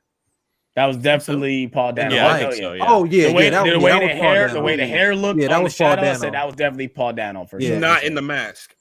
No, Right, no, not the mask. He was without he was, the mask. Yeah, he was without the mask. But I love this I love scene that. though too You couldn't because see his face. you see everything, you hear everything outside, and you don't see it. Yeah. I love the way he shot Mhm. it. You see everyone's reaction, like what is Everybody going on, what's screaming happening, like, "What's going on?" right? It's happening. And then you see everything from basically and whoever's in there. That's what you hear, and then you see the Lincoln pulls in, and it's weird that Batman immediately goes to run that for the kid. Like the car wasn't going in that direction. Now that I watch it, the car is going towards the left. The kid is going towards the right. The kid is on the left. Maybe Yeah, he was in Yeah. the general No, vicinity, though. He was in the maybe- general. Yeah, it was in I the think general. That not from the first really. teaser, and I No. thought maybe Watch they were it- gonna watch it like again. do some There visual was effects to make it nowhere look like he was to hiding, see, bro. didn't. I wouldn't say that. If Batman hadn't gotten the kid, he might have gotten clipped. He may not have been hit directly, but he may have gotten clipped. I think By what a chair? happened- I think there's less. Nah, but Sure, I getting Why running is it- 20 feet that way. I think Not there's your less space car, between bro. him and the car than you remember. Nah, Yeah, I watched I it agree. last night. What you mean? I don't know. I But think you watched the- it. You With know how you you on this watched one, it, Alex. bro. You know how you watched it, bro. Yeah, I watched it. Yeah, you was listening to it. I believe you was listening to it. Yeah. I don't know if you was watching it. Though. That quality, bro. the That's the quality. reason that I think he did that was because I think he pieced it together that it was a Riddler thing, Mhm. and when he did that, he probably thought, "Oh shit, maybe he's coming after the kid because he already killed the mayor." Yeah, you might be right. That- That makes that's sense. me. That makes sense. That definitely makes sense. For And he went after the kid because the mom was out of there already. Yeah. Yeah. She peaced out. Which She then peaced again- out. Mom did bounce. She though, didn't said, Fuck this shit. "Peace out." Not worrying about her kid though, huh? But I love this sequence too though, because like what we said, people complain that Bruce Wayne is not Bruce Wayne in the scene. It's like I keep telling everybody he doesn't know how to be the billionaire Bruce Wayne playboy. yet, yeah. He doesn't know that. So at this point, he's in detective mode. He's being Batman, but just not inside the costume. In the next movie, he's gonna be like Bully Maguire. Emo Bruce Wayne winking at everybody. But yeah, and then we get that it's the DA that comes out and they find out he has a bomb on his neck. Everyone's scared. Everybody, oh, he got a bomb. And they run out. Then he has the cell phone on his hand that is taped, which I freaking love this scene because this is where we get the Yeah, I Riddler love really this going Yeah, crazy Fantastic in this Fantastic scene. scene. And I love that he's the dude is sitting in a chair like he has a bomb strapped onto his neck, and this robot camera just drives up to him. It's like, hi, and Hilarious. then Batman shows up, He's and all everybody's there, like, coming what out the of hell? What shadows. is he doing here? It's like, I thought you guys knew that he was here. I He was working the love- Batman, bro. It says to the Batman. They showed this shot in the trailer a lot, and I really don't care. When that one shot of Batman walking towards him, I'm like, I love this shot. I don't know what it is about it. I just his face. He captures the essence of Batman. It's That's just- what it is. Also, this was something we haven't mentioned yet. I love the way his mask. It's like a face. It's not just a mask. You know, you see like eyebrows. You see the curves in his head. I really like that. You know, again, attention to detail. You know, Matt Reeves You see understood the that. chin. Hold on. Susan said, I hope Paul Dano gets past his sleeping troubles and gets the help he needs, or not going down the same road Heath Ledger went down, ending. Oh yeah, he said he had trouble. Is that true? Yeah, he said he had trouble sleeping when he was making the movie. Making this movie. Yeah. Wow. Yeah. I mean, sometimes these actors got to go through certain depths to become these characters, and sometimes they do go off the rails. Hopefully, these actors do learn that. Okay, maybe I don't need to do these extreme things to, you know, be these characters. Yeah, they are crazy, but I don't think you need to be losing sleep and, you know, taking drugs and stuff to make you make you guys crazy. I think when it comes to doing roles like the method way, you gotta like really pick and choose. You gotta know that what roles you're gonna do that for, and you're the right state of mind when you're because doing it's a slippery slope and you can easily go down the rabbit hole. And I really hope that doesn't happen now, being that we got the setup that we got for part 2. Yeah, Hunter, we will definitely be getting a sequel, and we already, our thoughts on Penguin. We love Colin Farrell as Penguin. He's unrecognizable. Yeah, and I could see Riddler being like the Scarecrow of this universe. How Nolan used Scarecrow in all 3 movies, even though he was only in the second 2 for a little bit. I think that the Riddler is going to be like that, but utilized a little bit more than Scarecrow was. I can see that. Reminiscent of the Arkham games. Riddler is ever present in all 3 games. Right. Irritating as hell, but he's to the demise of all the broken PlayStation controllers across the globe. And fucking them Riddler trophies, bro. If I had seen a Riddler trophy in this movie, my head would have came off of my body. That would have been.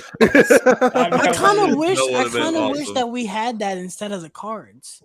I kind of wish that'd have been funny. That would have been dope. That would have been a way to do it. There should have been one, you know, like a glowing question mark with a card underneath it or something. That we would have all kinda, been Leonardo DiCaprio. Well, what I was about to say, but yeah, this is the one with the riddles we get. There's most of the riddles that we hear from the trailer. The one that it can be cruel, poetic, or blind, you know, but it's denied. In violence you may find, and we get the line justice. The answer is justice, which I do love that line. And then what I keep thinking, what's the other one? I keep trying to remember these riddles. What about the bribe? Yeah, if you are justice, please do not lie. Right. And then we what find out the price that you'll for your blind eye. Your blind eye. There we go. Yeah, that was in the trailer too. But I think the last riddle they said wasn't in the trailer because I guess it will spoil something. About some type of which vermin are you guys protecting or something like that, right? And basically talking about the rat. Who are these guys protecting? And I dude love this. Dude was so scared that he wouldn't even tell. He's like, I'm dead anyway. I'm not telling. My family would die. And if I tell, they dead. So I'm not saying nothing. We need to talk about Riddler's reaction. His reaction when he's yelling at him, bro. Do you hear me? And then he started breathing like he can't breathe out of the mask. It's so hilarious, dude. You know, he probably couldn't because that shit is a whole rubber mask. It's just got the little holes. Apparently, that was Paul Dano's idea to be completely covered. He said, a person like that, like a really smart serial killer, wouldn't leave any traces of their DNA at the I remember a while ago people said they didn't really like the way the Riddler looks. I can't relate. I really like the way the Riddler really like it. Especially attention to detail. The glasses. I love the way it looks. They wanted a spandex suit with the Riddler pajamas. Yeah. No, I don't want you. We don't want Jim question Carrey, ball. The question mark. Jim Carrey, bro. If you guys have played the Telltale games, the way they did Riddler in that game I would love to see an iteration of that Riddler because he's a different version of the Riddler. Like he was already established as Riddler before Batman was a thing. It wasn't because of Batman. If you guys played that, I like the way that Riddler is portrayed. But I'm glad that they took it in this approach and not the over the top, Yeah, for sure. Yeah. But yeah, I'm getting some of these comments. Hunters, I'm finally relieved that I finally talk about this movie. We all are finally relieved that we're talking about this movie. Thoughts on Jim Carrey versus Paul Dano? Paul Dano all day. We all have a spot out for Jim Carrey, but Paul Dano all day. Paul Dano all day. Do you think they will reintroduce Poison Ivy in the sequel or maybe Mr. Freeze? I would love a Mr. Freeze. What we all say, it's not that type of world, bro. It's not that type. It's not, but I think we can. I think we can do it though. I think we can push on that element where it's not supernatural, but a terrible experiment will make this person that way. I feel like you can make it work just by without the way Gotham looks. I feel like you can make it work without having him have a huge ass fucking freeze gun. I feel like you can make it work. What killed the dinosaurs? The Ice Age! Come on, sing! No, yo, I might watch Batman and Robin tonight, bro. You would. I would though. Are y'all watch the 4K? Don't do that. Watch the 4K. Do that. Watch the 4K. Do you think this movie should be rated R? Yes. At this point, yes. But they pushed it so much that it feels like it's R and it's not. So maybe not. Like it the level really that they took. even matter to me. Exactly. I mean, it wouldn't matter, but there were a few places where I expected an F-bomb and didn't get it. So there was one F-bomb. Yeah. There was one. Yeah, there was one. That shocked me. There was I was like, 4 or 5 scenes where it could have easily been an F-bomb. Yeah. And I think that would have added some sweetener to it. Right. So where we're on next? After the he basically fails all the riddles. He fucking blows up. And then we get the sequence where he's in the police station. I freaking love this scene. Yes. My problem is, so my guess, Jim Gordon must have been telling everybody, don't fucking touch Batman because you guys, I know you guys will take his mask off because like he's knocked out for a decent amount of time. Yeah. And I mean, no they get one him from takes that place his to the mask off. Right. Like they carry him to the police station technically because he's knocked out. And no one takes the mask off, and then by the time he gets about to, he gets up and started like trying to fighting people, and I love his reactions like that throughout the entire movie because he has his stance every single time, like when someone's behind him or someone's about to do something. I love that, and then I love the tension between Batman and the Gotham police. That is. I think this movie most accurately represents that. Because they really don't like Batman in this movie. Exactly. I love that Jim Gordon's behind him the whole time. Go ahead, AJ. I wanted to rewind a little bit back to when the DA had the bomb around his neck. Okay. What did y'all think about how close he was in proximity when it blew up? So you're talking about him not being damaged. So my thought was, did he cover himself like this? Because we know that the suit, if one is electric proof, like you can't get electrocuted because we see it at the end. My guess is it's bulletproof, and I believe it's fireproof. So his my problem and Kyle is as well. That's what I was thinking. His face should have been burnt. I feel like he should have been at least some dirt, at least something. I agree. At least some dirt or something, or some smoke at least. That's one thing I looked at. I was underneath like, it. I agree. That's a little nitpick. That's a little nitpick. It's a nitpick. He got more damage from the water at the end than he did. At the end of that movie, his suit was destroyed. Well, it was destroyed, but it was fire, but not water. He's gonna bring that shit back to Alfred and be like, "Watch this." He's gonna be like, all he got to do is spray it with a hose. No, all he got to do is spray it with a hose. That's all you got to do. He's gonna be like, what are you gonna do about all the holes, rips and tears? That suit looked fucked up at the end. He's gonna be like, Alfred's gonna be like that girl in Far From Home. Do you still need the cape? Yes, we still need the cape. Yeah. But so you like we're in this scene, and like I said, they basically are approaching Batman. It's like, bro, you're the reason why this is happening. Like your blood is on his hands. And I love that he's like attacking the police force. Like, man, like he hits one of the cops and like, oh, we got you for assault and arms. So his ear. Yeah, he's like, three. Now, but assault like 2 because he's going after him. I love that. Jim Gordon's like, no, we got to. And this is how Jeffrey Wright is amazing. He's amazing in this scene. Like, so he's going at Batman. Then when they leave the room, he like switches. Was like, you gotta get out of here, bro. He's like, you're gonna punch me in the face, and you're gonna go throughout this door right here and go to the roof. And I love that he waits. The way he's talking is like he's trying to like he's intimidating Batman. Yeah, he's trying to portray that it's like mad. He does a little punch to him. I love and then I'm glad he kind of waits because he see the crooked cop come in with the broken nose. He's like, hold up, who's that? He's like, oh, that's the guy that I had a thing with in the Iceberg Lounge. He's like, oh shit, he's working for him too.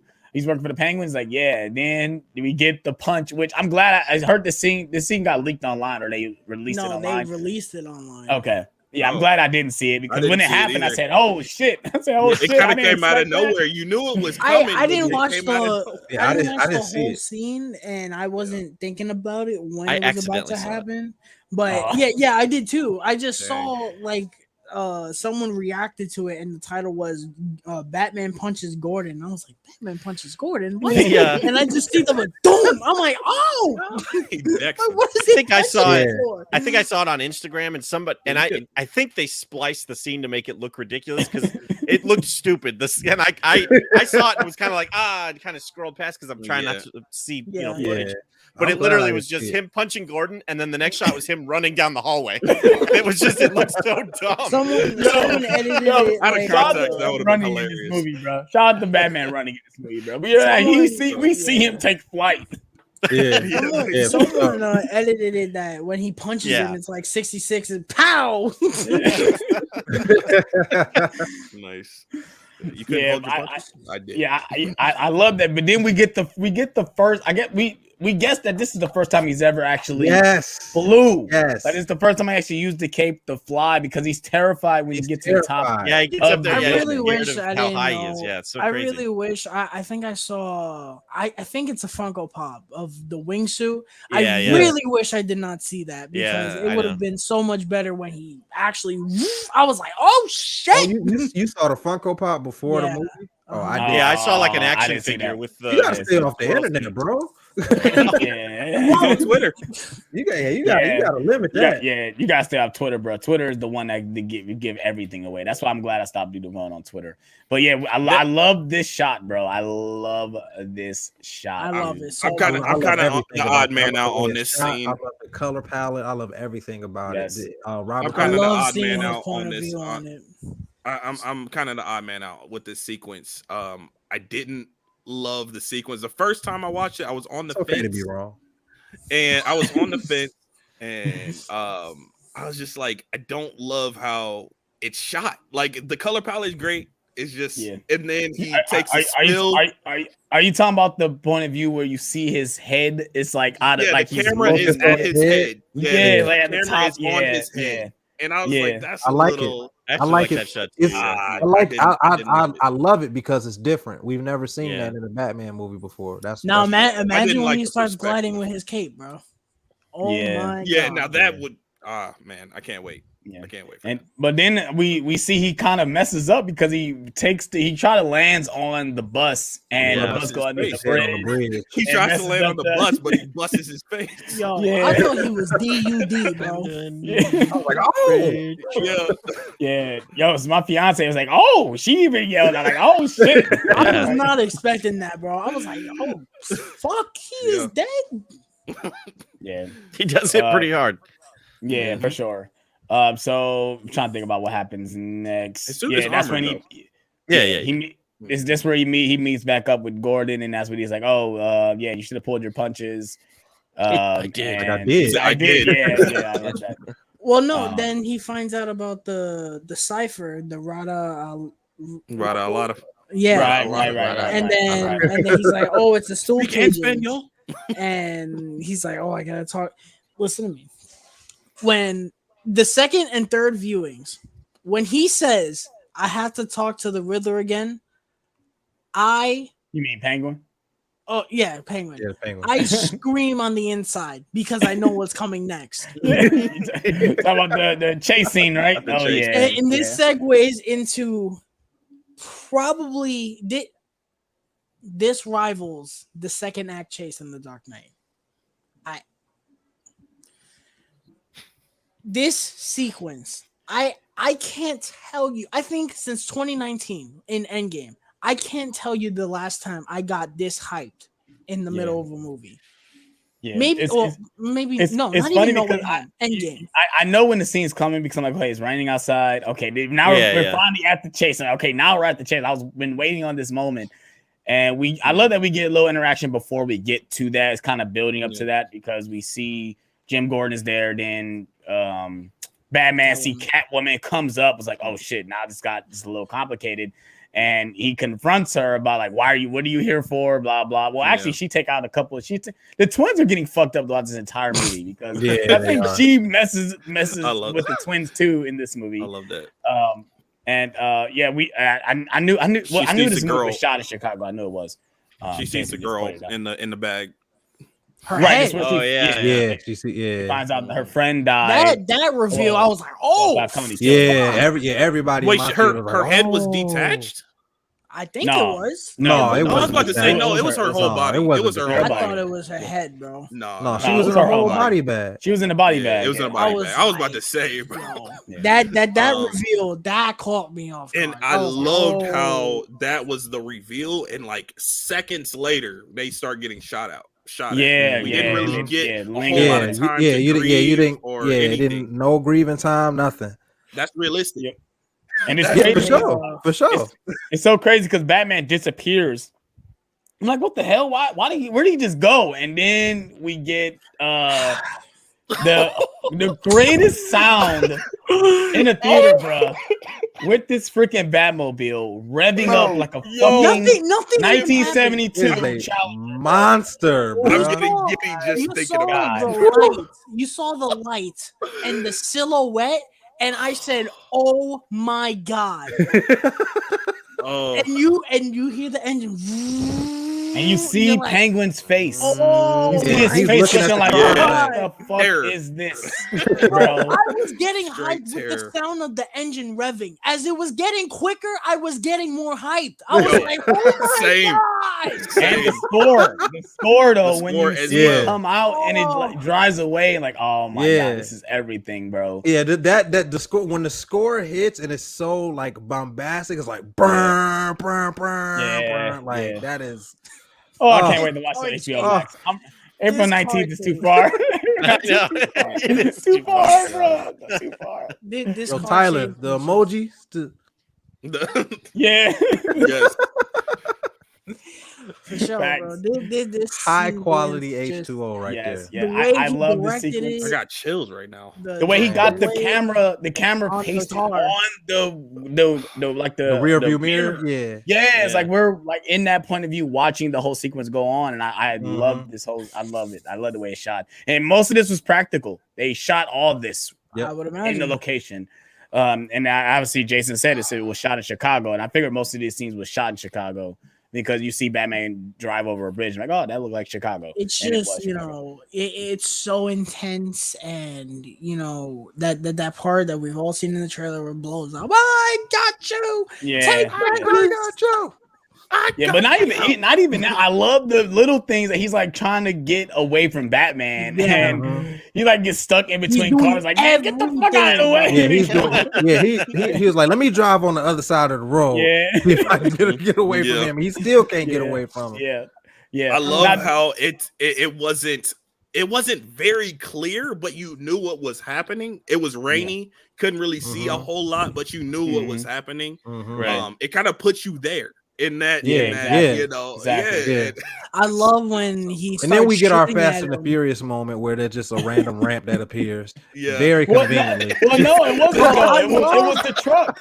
It was the truck Yeah, that you put the cars on, just like it got random. damaged and it went down. He's like, oh, this is my opportunity to get through this way. That's random. When he slams his foot on the gas and you just see the You see exhaust, the fire, bro? Yeah. See the blue fire? Oh my god! When he jumps, when we all saw it in the trailer, but whatever. When he fucking jumps, You see it in and context. you, Yes. woof, oh my god! Do we all love this movie? Couldn't tell. Terrible. Couldn't tell. Terrible. No, it's Yep. awful. Hated it.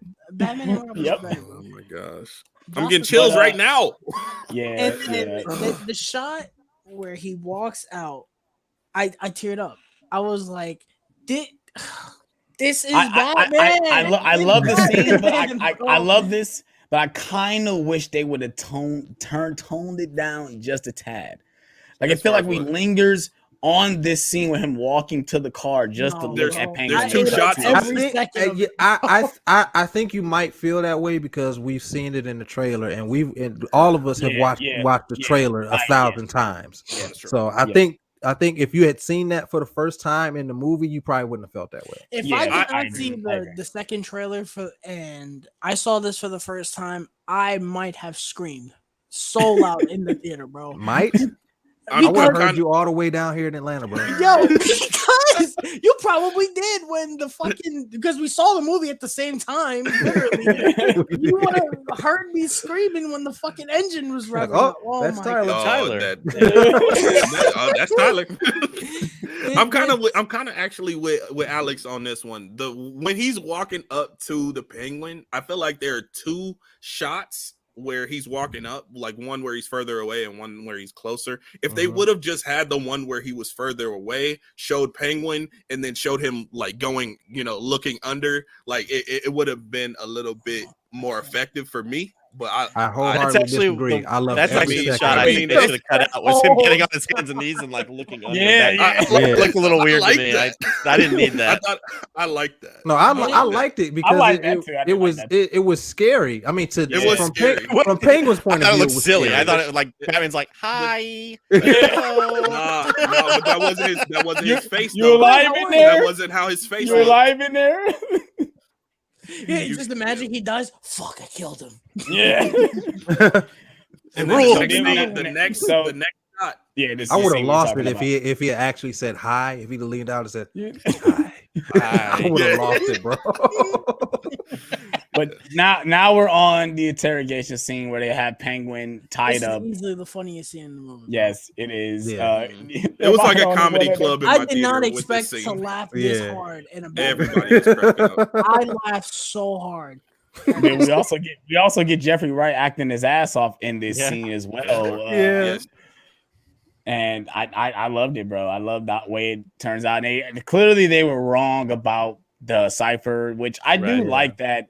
Riddler is toying with them the whole time. It's like I'm giving you guys something easy, and you guys are taking it out of context when it was something as simple as a URL. URL. Yeah, it was a URL. Yeah. That's funny. That's funny. Yeah. It is funny. Yeah. What is this? And Good cop, batshit cop. You two make a great duet. You guys We're should just go straight harmonize. harmonizing. Then Look we at you, got- world's greatest detectives, huh? he said, You think you would know the difference between L and lie? Am I the only one that knows Spanish here? No, Habla español. yo, I No, know. habla He español. said, a rat with wings? You know that sounds like a goddamn bat. Bro. That's what I always thought. Like as soon as he said rat with wings, I was like, that's a bat. Yeah, That's bat. my first thing that I thought of. That's a bat. Facts.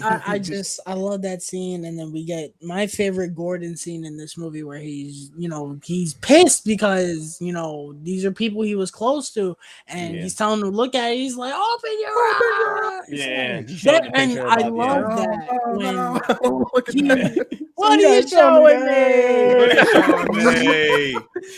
I love that scene because when he screams at him, it's just quiet. Mhm. Yeah. You hear a It pin lets drop. It Yeah. lets you, reflect on what happens. Yeah, Again, for sure. attention That to detail. scene right there, it made me want a scene that's similar to the part in Arkham Knight where Gordon finds out that Batman Batman or is Batgirl Bruce. has been Oh, yeah. his Barbara has daughter. been working for Yes. Batman. That's a great Yeah, scene. I would love I to see love that scene in live Yes. action Oh, with Jeffrey with Wright. this, yes. That would be Oh awesome. my goodness. That would be awesome. Ooh. Who knows? I would probably cry in that scene. Sorry for anybody that has not played Arkham Knight, but Yes. Yeah, Sorry spoiled that part for for you. spoiling a game that's 7 years old. It's okay. AJ just not playing Arkham City, so it's okay. What I was about it's to not say. gonna hit the same though, because he Gotta- played he I know. played Arkham Knight before Arkham City, so I'm he just already talking knows about- the end of the game. I'm just talking about in With general Joker. of not playing games for as long period of time. That's all I'm saying. Yeah, for sure. Yeah. So we, like I said, we find out that they have to go into this website to put in a cipher, and Bruce finds out that the whole riddle was about an orphan, and who else is an orphan? Bruce Wayne. And I love Like that Dynamite. they drive away and leave Penguin, and he waddles like a fucking penguin. penguin. Anybody but the orphans. When as soon as he said orphan, I was like, "Oh fuck, Alfred's about to die, bro." Yeah. Yep. And you knew he was going after Bruce. He knew. Yeah. he's As going soon after as he Bruce, said yeah. that, and he was like, "Oh, it was owned by the Wayne estate," I was like, "Oh fuck, here we go. man." Mhm. Yeah. I love that whole scene though of them going to the orphanage. That reminded Yeah. me of the Arkham games with the writing on the Yeah. walls and everything. Mhm. That was Yes. that was awesome. Yes. I guess we had a little jump scare in that scene too. You had a little jump Yeah, scare. that was Yo! kind of weird. Right? That was kind of I weird and know random. everyone has not seen Flash Gordon. Justin, have you seen Flash Gordon? You would be the one to see it. No? I haven't seen it. Has anyone seen Flash Gordon? No. No, I haven't seen Flash Gordon. I know Okay. the song. Do you remember this is gonna be really brief.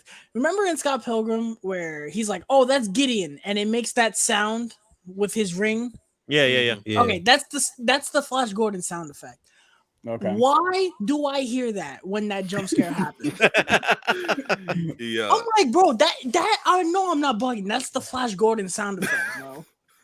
We'll have to look it up after I the had stream. I had to watch it again. I don't know. I mean, I have to compare it. But I that- swear it, that's it what was I so hear, random. bro. Could you hear Gordon was go, random. "Hey," like? And it wasn't really, I don't know if it was really warranted for what it really was.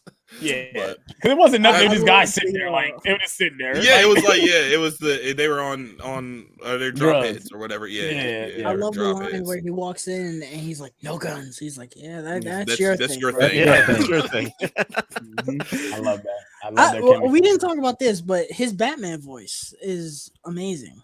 I like that think I really like it kind of he still haven't gotten it down yet because there's certain times where he doesn't do the voice. Like Mhm. especially when he's talking to Selena, sometimes I feel like he's not doing it as well. That so. might be a reason for that, though. Yeah, I don't think he's It trying might- to intimidate her. Yeah. It might be a reason for that. She Yeah, kind of okay. softens him up too. Early Yeah, on in the yeah. film, I didn't really like his voice. And it's mostly just because Robert Pattinson, I guess, doesn't have He has a soft that voice. deep of a voice. Mhm. Yeah. And so it just didn't seem like Batman to me. But by the end of the movie, I was on board and I loved it. But I had to warm up to it. That's in the movie. I can agree with that because that's how I felt about the whole movie when it started. And this might have been because of us getting so excited at the fan event. Yeah, we were we were. fucking cheering. We were throwing a Mhm. fucking fiesta in that theater. When the movie finally started, to me, it didn't feel real. I had to like I know settle exactly down. what you mean. Me too. It I felt, had to like settle down and just Yeah. okay, it's it happening felt now. surreal because it was like, yo, Okay. like I've been waiting for this for so Finally long. and here. It's Yeah. finally here. It doesn't feel like it's actually happening. It, We feel like it felt like That- you're that was no way outside of home your for me. mind watching Bro, yourself watch the movie. When we first got you just remember when this movie got announced, we got the title sequence. We got the title. Well, we got the cow. We see the cow and stuff, and then we got Yeah. the title. Yeah. Was the first thing we seen, and of course we got the set photos. But then when we got that first trailer from Fandom, and that was only Mhm. 25% of the movie shot. It was like, man, it's just crazy that we got That to was in hear. 2020. And yeah, it's insane, bro. It's insane. When they announced it, that was in 2018, right? yeah, that was like Or 2019? 2019, yeah. 2019 Yeah. is when they Mhm. announced it. Yep. Yo, it's 2022. We just now getting Yes. this movie. Yep. That's why it felt surreal. And we've Yeah. been talking Yeah. about it for years. We were Yeah, supposed to get facts. it 6 months ago.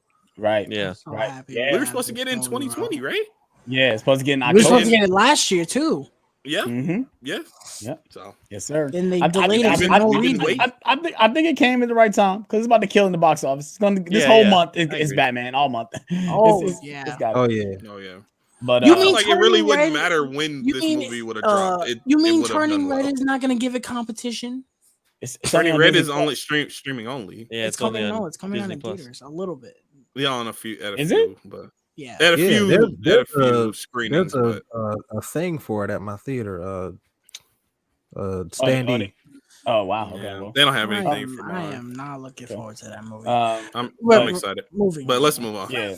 Next, so we like I said they're walking into the orphanage. They see a projector playing Thomas Wayne stuff. Yeah, About the project, the Political renewal stuff. project. Renewal. Yeah. I guess he was Renewal. running for mayor before he died, which is interesting. I do Yeah. like I'm that Thomas angle. Wayne, and I approve this Yeah. message. Yo, that was hilarious. Everybody Yeah. laughed at that part. I No, don't yo, because he kisses because when they kissed Selena, when he kissed Yeah. Selena, And and then- then Yeah. it was supposed to be like and that, that's happening. like Yeah. he was Yeah, approving yeah. that. That is Because the hilarious. whole theater likes, we approve of that, and then to hear him say that, that's what makes it funny. It's funny because we approve Selena and Bruce kissing. Yes, we definitely Right. approve. Right. So I'm Thomas Wayne, and I approve this message. yeah. So now we're on where he finds out basically that he finds out he knows that he's going after Alfred. I do like this scene where he's it already happened. So he's driving thinking I love that. that he's love trying to that. catch I love Alfred that. from opening it, but it already happened. Yo, it Yeah, happened that was pretty cool. like hours ago. Like, yeah. I love when superhero movies do that. Me and Justin talked about Out of this context. about Watchmen. It's like I love how they don't spend a lot of time giving you exposition leading up to the plan. Well, that's like it's that's like already Yeah. happened. You think I'm gonna sit here and tell you my whole plan?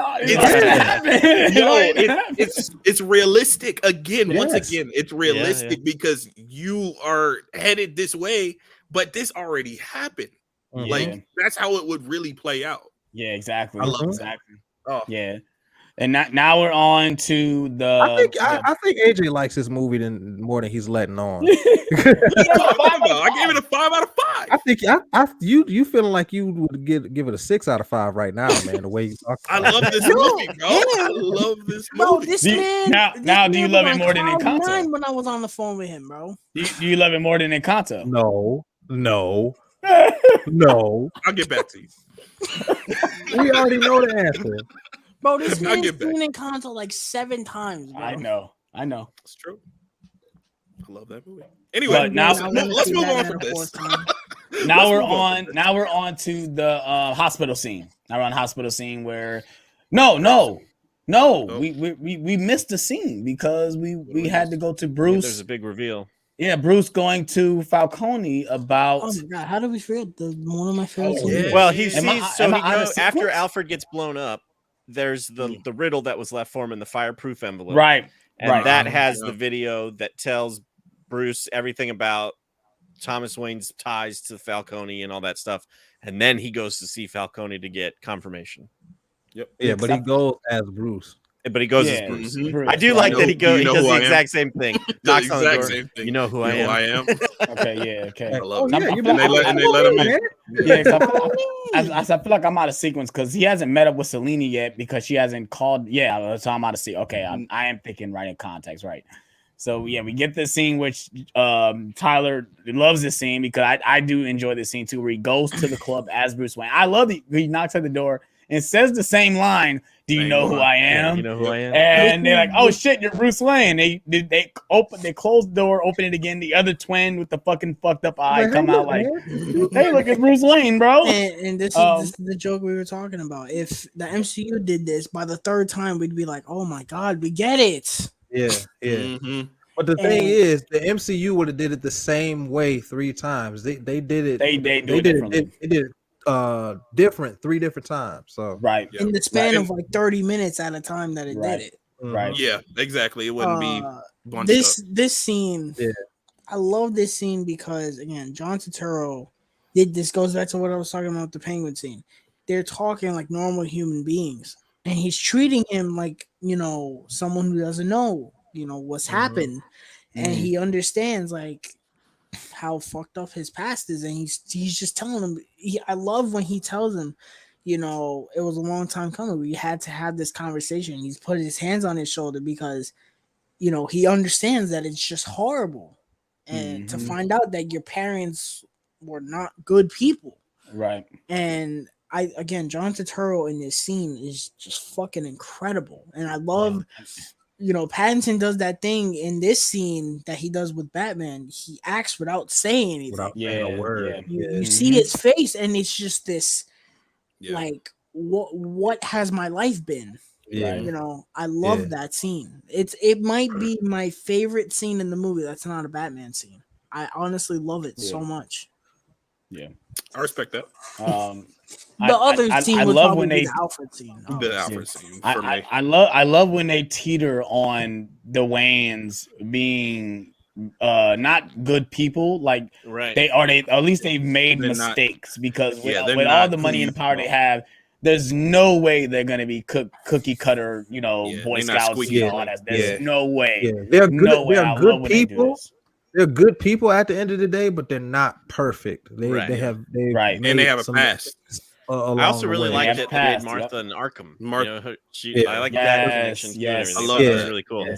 I really love the fact that Alfred like kind of reestablished. Like, don't think that your parents weren't good people. They like your father was a good man through and through. Right. But, you know, but he made mistakes. He did some things. I guess this was the thing in the comments. I didn't know that Arkham was based off people. I didn't know that they were the Arkhams. I didn't know that. When I heard that in this movie, I was like, oh, I didn't know. Yeah, Martha Wayne is in Arkham. It's interesting. I love that they're going deep within this lore, like when it comes to things like that. Because like I said, someone like Tyler would have never known that unless they revealed it in this movie, and I love that.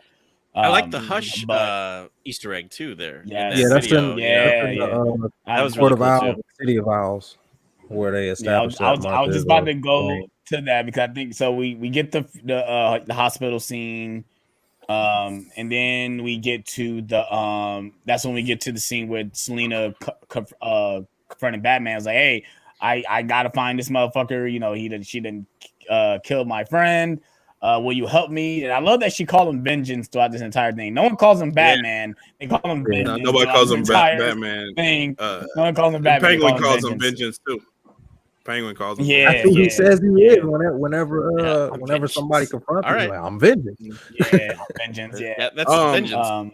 I didn't want to speed past the scene with Alfred and Bruce. Yeah, go ahead. Because that scene really gave me like it made me know that this is developing their relationship. Number one, Bruce's character. Number two, like I love this scene. It's like Tyler was saying with him and Bruce and Falcone, that was his favorite Bruce scene. This one is my favorite Bruce scene. This is my favorite Bruce scene, and it's one of my favorite scenes. And I have two favorite scenes in the movie that aren't action scenes. But this is definitely my favorite Bruce scene, and it's my favorite Bruce scene because this is where he begins to start his turn, his character turn. He's starting to go from vengeance to a hero, a hopeful hero. So like that right there is like Alfred is kind of like bringing that out of him and bringing it to the surface. Like, you know, you can't rely on being angry all the time and being sorrowful and aggressive. That'll blind you. And what makes him realize that is the fear that he felt after losing his parents, when he lost his parents. Yeah, when he lost his parents, he thought he might lose Alfred again. And what makes him turn is that he doesn't want anybody else to feel like that.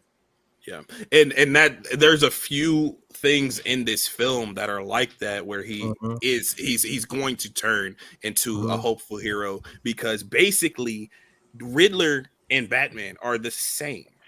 One person kills and the other person doesn't, but they both inject fear into the city for a better Gotham. Right. So I love how they reflect back onto that, especially where he says he's vengeance when he pulls off the Riddler mask at the end. But we'll talk more about that. Yeah, facts. Yeah, you guys are all right. You guys are right. You guys are spot on. Everyone take notes because these guys are speaking facts. But so we go on that scene. Like I said, I do love this scene as well. I love their performances. Like I said, I love the way Robert Pattinson's playing this. Like what Tyler said earlier is that he's still in shock after finding out all this information from Falcone. So that's why he's not giving out. It's a lot to take in for what he's hearing about his family and what he was thought he knew and what he was fighting for. And now next we're on the scene. Well, actually, we get a scene where he's in the Batcave, and somehow one of the contact lenses comes on. He's like, he sees a cat. He's like, oh shit, it's Selena. Like, Selena, are you there? Where are you there? Yeah, like, are you there? Yeah. And she's like, are you there? Yeah. She's like, I need to talk to you. So they go up to the rooftop, and she confronts him about, we need to go get this motherfucking cop because her friend was killed. I need to figure out what's going on. And then Batman's like, hold on, why are you so thirsty over this? Like, what's going on? And he brings up the heist. Like, the reason why you was doing this is because you wanted to get this money. Then we get the reveal that Catwoman is Falcone's daughter. Yep. What do you guys thought of that one? That is from The Long Halloween as well. I saw it coming a mile away. Same. How do you feel about it? I like it. It just wasn't a surprise, but I like it though. There was so much in the movie happening. I was not thinking about that. I said in the theater. I said Long Halloween. That's the first thing I said. And the thing is, it's not. There's no proof of it. They just kind of go with it. You know what I'm saying? Yeah. I don't know, man, about that. That's that's another nitpicky thing for me. I don't know how I love that. Not a fan. It's just it felt very like thrown in and like not established as well as it could have been. I disagree. I don't think it needed to be established. I think they gave us one scene where they had a dialogue, but I think that's the reason why she was so on it about attacking that club.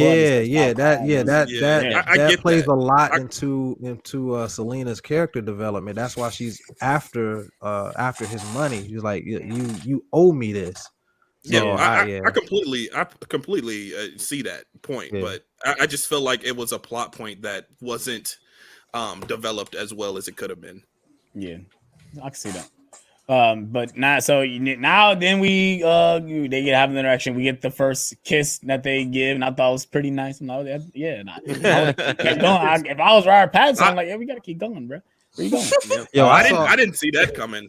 I saw a meme that said Batman better than me. If she was kissing me, I'd have told Gotham they on their own. That was hilarious. You catch me in a couple hours. Wow. But so what happens next? I'm trying to think about what happens next. What happens next after their interaction? That was where we find out that that's where we find out about the Waynes and the Arkhams. Right. That's when yes. Thomas Wayne and I approved the message. That's when we get the video about Riddler makes a video about the Waynes. I love these little reels that he does and the way he sounds when he's doing. We find out that he hired Falcone and do all this blah blah. That's why I thought I got confused because the video came out. I was like, oh, he just found all this stuff out about Falcone. That's why he goes to Falcone to confront him. That's why I was confused. I'm like, why do I got all the scenes mixed up? Yeah. I do like the hush nod. I do like that, which I thought they were gonna do. I didn't see. Now that we talking about that, Riddler feels like Hush. I know. I thought they were going to do that. Yeah, isn't Hush? I don't know much about him. I'm sorry, but with the tape on his face, Yeah. that's kind of Yeah. how the first killer or the first victim looked. Yeah. Was that a nod as well? Yes. It might have been. Yeah. Okay. I believe it was. It's too obvious not to be. Mm-hmm. Yeah. That's why I think when those. I still need to watch when the movie first came out, people was surprised. They knew he was doing riddles. Like, is it Hush or is it Riddler? People were confused when they first started promoting. I think it's Hush dressed up as Riddler. That's what I think. I think he wanted to do. I think he wanted to do Hush, but he had to use a villain that people knew, that people really know. So. A little splash of both. Yeah, for sure. So we get the video. He finds all this information. Damn, what happens next? She goes to the lounge. Drifter, the Drifter. Yeah. No, but we haven't got to the scene where they pull up and they think the back signal. The signal's on. Yeah, the signal's on. They pull up. I feel like that's Kenzie is up there. Yeah. Right, Kenzie. So this happens. She's this after. Kenzie. She captured Kenzie. Okay, she shows them the voicemail. Right. Oh, and that's when we find out that Falcone killed Annika. Right. The cops work for Falcone. Right. That's what everyone Kenzie works told for him. Falcone. Right. She kicks him off. When Kenzie said pieces out of there. I love that. Yeah, when Kenzie said that line, I knew he was gonna say it, but it still hit when he said it. When he said, about Falcone, "No, we work for him." I was like, yeah.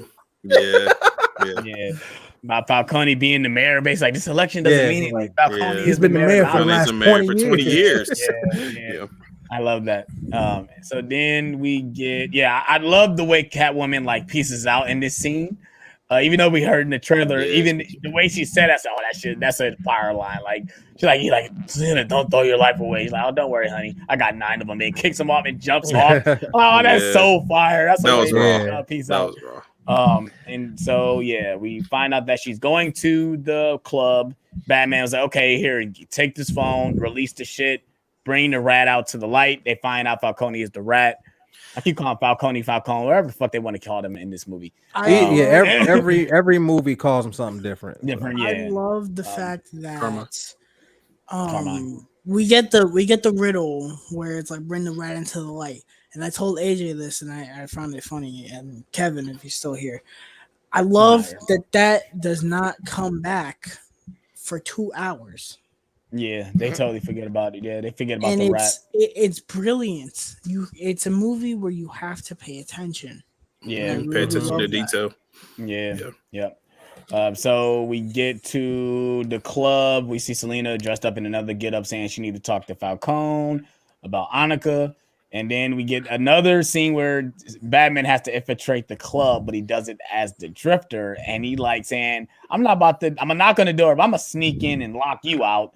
And I love this, yo. I love it. He's kind of like ninja style a little bit, you know. And then me and Tyler was talking about he like 2-piece dude out of nowhere. Yo.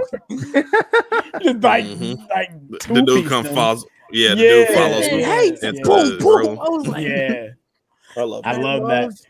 Seeing him with the eyeliner, bro.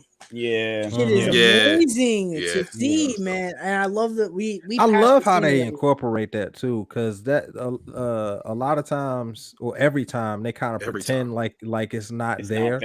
Especially in Batman Returns. Yeah, when he takes the mask off, no fucking eyeliner on. Where did it go? Where did the eyeliner go? Like, oh goodness gracious, just let him have it on, bro. It doesn't make sense. Yeah, I love that we already passed the scene. We see him putting it on. Yes. Oh my God, that. Oh man. But when we already passed the scene, but when he takes off the mask and it's slow, and you just see his face. There's something. There's something about that.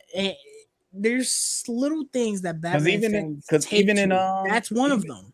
Because even in Batman vs Superman, it's the same way. He takes his cowl off in the Batcave, and then the next thing he doesn't have eyelainer on. Yeah. It doesn't make any sense. Well, it's also in the nightmare scene ignore it. When Superman pulls the mask off of his face. He's got black eye makeup on, and then when the mask comes off, it's not there. No anymore. makeup. So, yeah. Like, come on, like Try to pretend it's not there. right. Yeah. I love the attention to detail. That's all it is. Yeah. Because when he takes the clothes off, when he takes the costume off, he still has the eyeliner on. He just basically just putting his drifter clothes on. That's all Right, he's doing. yeah. Yeah, You know, yeah. And even when he's Bruce Wayne, he's put that stuff on so much that he still has the black rings around his eyes, even when he wipes it off.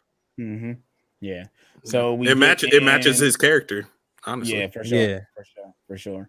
So we're getting in where Selena is talking to Falcone about Annika trying to put on an act because she's trying to kill him. Bruce is out here dogging niggas, right? He in here fighting, trying to get through. Turning off the lights and getting shot by AKs out here. I love that shot. I love when they do that. I love when they do that, bro. Like when he jumped out of the elevator, and we saw that scene in the trailer, but the way it was edited, yeah, I was like, context. this movie is just, oh my god, Tyler, do you like this movie? Yep. Like, Right, we just become best friends. Yep. Yep.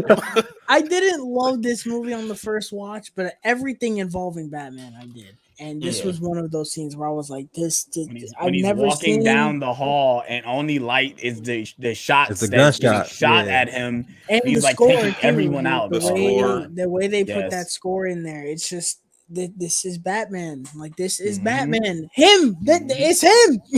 Yeah, man. I do feel in that scene he probably would have got shot in the chin or something like that, but it still is an awesome scene. They couldn't see. They couldn't see. Yeah, they couldn't see. Yeah, I know, but it was shots going everywhere. So yeah, you're right. Yeah, I mean, I love that when he takes him down. Are you done? I love that scene. I love that scene. I love, bro. What I really love is when he's beating on him and the gun is still going off. Oh, yeah. Oh my god. Yeah. I love it. Oh man.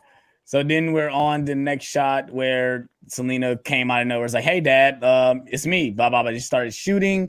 The lights get cut off then, and then I love that Selena is so confident in her fighting. She's like literally just taking guys out in the dark, like it's nothing. Mm-hmm. Her kicks are ferocious because she's like literally kicking the hell out of niggas in this movie. It's hilarious. Her footwork is crazy.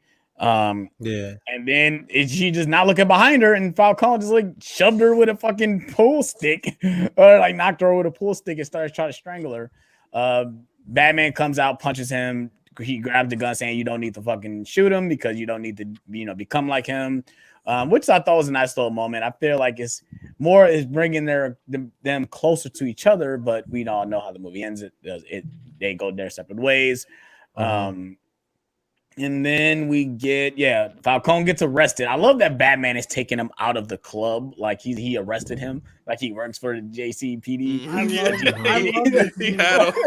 He had the cuffs on him. He had the cuffs on him and everything. Like, that's so right. Like, what? He's like, what are you doing here? You think you're gonna show up with your cape and your map and fear me? Let me tell you something, bro. Yeah. I love. Back when he was like strangling Selena, I was like, dang, is he gonna when that happened and he saved he restrained her, I thought Falcone was gonna shoot her.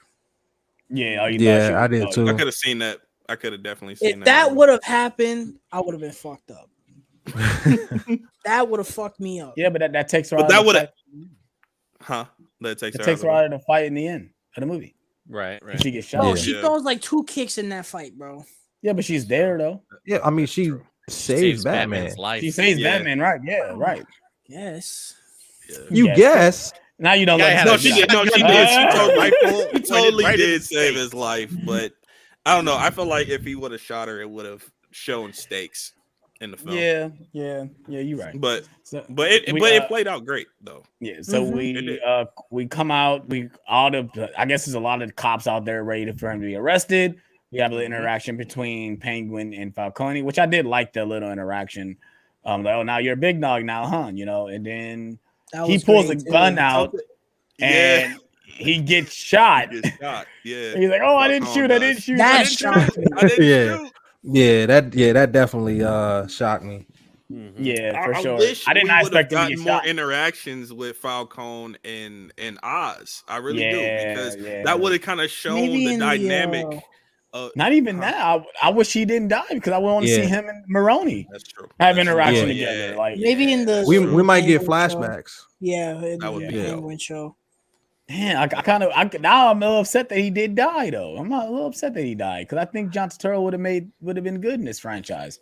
Oh man, Yeah, for Part of sure. another big franchise other than Transformers. But he gets shot. They find out that it came from a window right across the street in the motel. Batman like busts in there trying to figure out what's going on. He sees all the Riddler stuff in there. It's like, oh shit. I guess he got away. And it's so crazy that he goes to a fucking coffee shop like he wanted to get caught. It's so weird He did. that he get a call like, hey, the guy that He was done. out of the fire escape is on this fucking cafe across the street. And they okay, let's go fucking get him. I know there's a lot of stuff going on in this room. We're gonna get back to it. I'm just trying to hurry up and get to him getting arrested. But in the room with all the shit in there, the one thing that like blows me is that it's a picture of Bruce Wayne and Batman right next to each other. Right next to each other. It just shows how incompetent the GCP And is. nobody is looking at it but Batman. You guys do not see me as both of these photos. Like, how next do y'all not see this? Like, it makes sense. A billionaire would be Batman. I know there's probably other stuff in the room that we missed out, but so yeah, I love the interaction when Paul Dano gets. I love the first reveal we see of him when he just turns around and he smiles so randomly. Yeah. I ordered fucking pecan pie or something I got a pumpkin pie. I ordered a slice of pumpkin pie. He don't even finish what he's saying, bro. No, they got him on the table. Shut your ass up. And then he But sees he did Batman that and just too. started. Yeah, he smirking, did though. He did that to get face to face with Batman. Yeah, facts. Yeah, Everything he did worked besides killing Bruce Wayne. Right. And I love the fact that they used Edward Nashton instead of Edward Nigma, because that's two on the nose. Which it still can be an alias. That can still be alias. His real name. Yeah, it could still be an alias. I don't think it is, but it could be. I like that part though, where he's like, "Which one is you?" It's like, "You tell me." You tell me. Yeah, yeah, I love that. Like, you the cop. Yeah. So we go back to the apartment. They still doing a whole bunch of evidence stuff inside the apartment, trying to figure out what's what. And then Gordon gets a call. It's like, he wants to see you. Now we get to this fucking interrogation scene, guys, with fucking Riddler. Man, I had it all figured Crazy. out. Man. This is supposed to go. No. This was supposed to go. Yo. No. My fiance started laughing, bro. Like, My theater scene is in that so whole random, interrogation scene, you could hear a pin drop. I wish, loved because I was actually kind of. You can hear a pin drop up until Riddler started screaming. yeah, exactly. It wasn't wish. like even with that. because I was really Silent. into the scene and I didn't view it as funny. I honestly didn't start viewing it as funny until we started viewing it as it was funny. You know, when that scene was first going down, I was so into it. I was like, bro, this shit is so raw. And when he's screaming, I was like, I love this. And then immediately I'm taken out because people next to me are laughing. I'm like, it's not supposed to be funny. Now, It's funny, bro. Yeah, I don't know if it was supposed to be, but it's undeniably funny. now going I into didn't where find it funny either time. when he I'm he sorry to hear reveals that My he heart says was Bruce sinking. Wayne. When he says Bruce Wayne's name, you guys, did you guys at first reaction? You thought he knew that he was Bruce Wayne underneath? Oh, Yeah, that was the intent. That was the intent of that scene. And I love how Batman subtly like looks at the camera and sees, that it's recording, and he's like, okay, not how am I gonna reacting. figure this? How am I gonna get out of this one? Basically, Yes. Mm-hmm. And Now, he- do you think that Riddler actually knew? to me, think it's so. to me. I don't it's- think- I don't it's think up so to- either. I don't think so. We'll have to wait. It's up for interpretation. Yeah, we'll have to wait till the next movie Kind of because is, but I think that he kind of put No. it two together that maybe it's not that it's Bruce Wayne underneath there, that Batman is working with Bruce Wayne. he wouldn't have tried to kill Bruce. Right, He that's wasn't- what I'm saying. He wouldn't have tried to He kill. He tried to kill Bruce. So Yeah. I don't. Well, if I he mean, knew you that can Bruce also was say- Batman, why would he try to kill him? Right. because of the Wayans. Because he's a No, Wayne. no, but But he said, but he also Even says in- But he he, didn't but work with he Batman. needed Batman. He Yeah. needed Batman. and he felt like he was a valuable, person. No, in this whole. He was whole integral to scavenger his hunt. plan. He But was that's he was the all- brute. but- he was the brute but- force of And he his looked plan. up to him. But that makes sense though. Why would he try to kill Bruce Wayne knowing he's Batman when he's trying to get face to face with Batman? That's exactly That's what we're saying. So I'm saying, exactly what do you guys think it is? You guys think he knows that he is or don't? No, he No, I he doesn't. don't doesn't think he know. does. He doesn't Right. know. He still doesn't know. Right. Mm-hmm. That's why I was initially, when I heard it say Bruce Wayne, I'm like, nah, I don't think he knows, because that's why he started going off and going crazy like that too. For one, Yeah. At first, I did think he knew because the way he was Mhm. saying it, and then they Yeah. had that reveal at the end of that conversation yeah. that he didn't No, know. he's the only one that we didn't get. Yep. Mhm. Yeah. And so then we go on, he says that he has something else planned. Yo, What? when he said that was the only person we didn't get, I heard Tyler say, "We sound like a lot of people."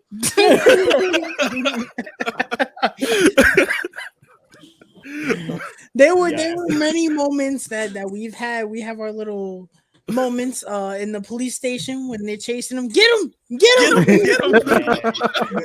Oh yeah, man, bro. The many times that I said in my head, "Come here." Yeah. No, when they shoot him before the chase, you killed him.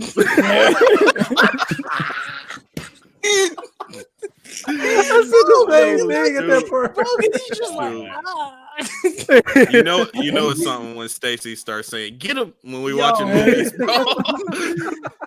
And let's get it, let's go. Let's get it. Let's go. So yeah. Now we're on where he Riddler tells him that that it's not the end, that he has something else planned.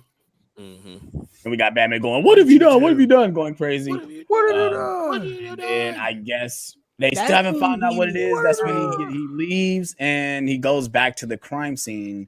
Mhm. And which I love this too, because he goes there and the cop confronts him like, "Why are you here?"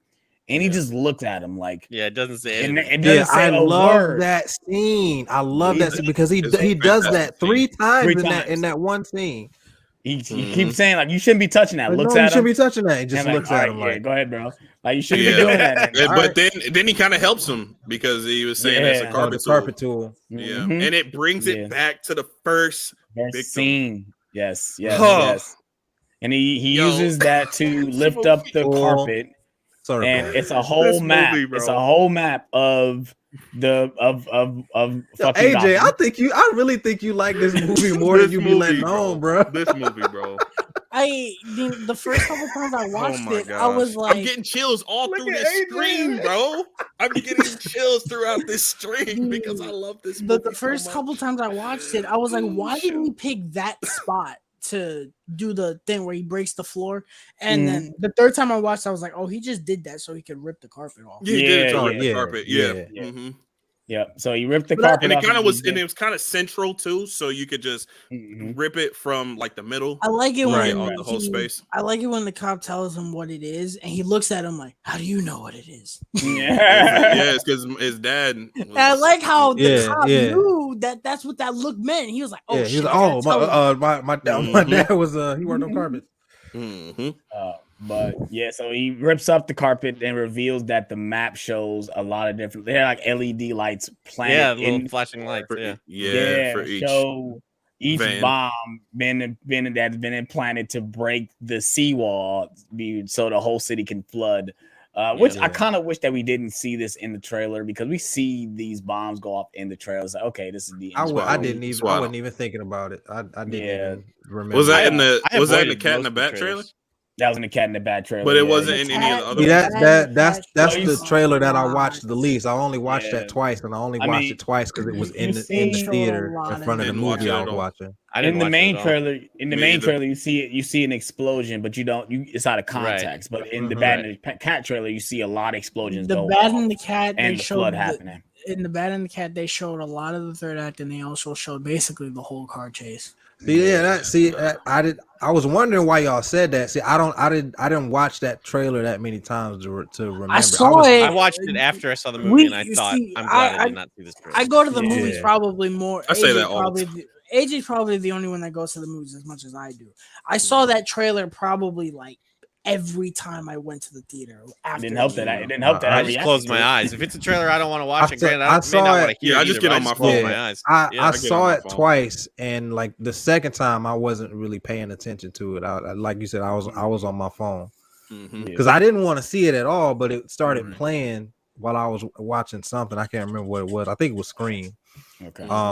Yes, I saw it. I saw it for Scream as well. So I was like, all right, well, it's on. I may as well watch it. But the second time, I was like, all right, I've already seen it. I don't need to watch it again. Now, so do the bombs go off before? Yeah, the bombs go off before the stuff at the arena stuff, right? So the bombs go off. Yeah, they go off while he's at the apartment. Right. Okay. Okay. Right.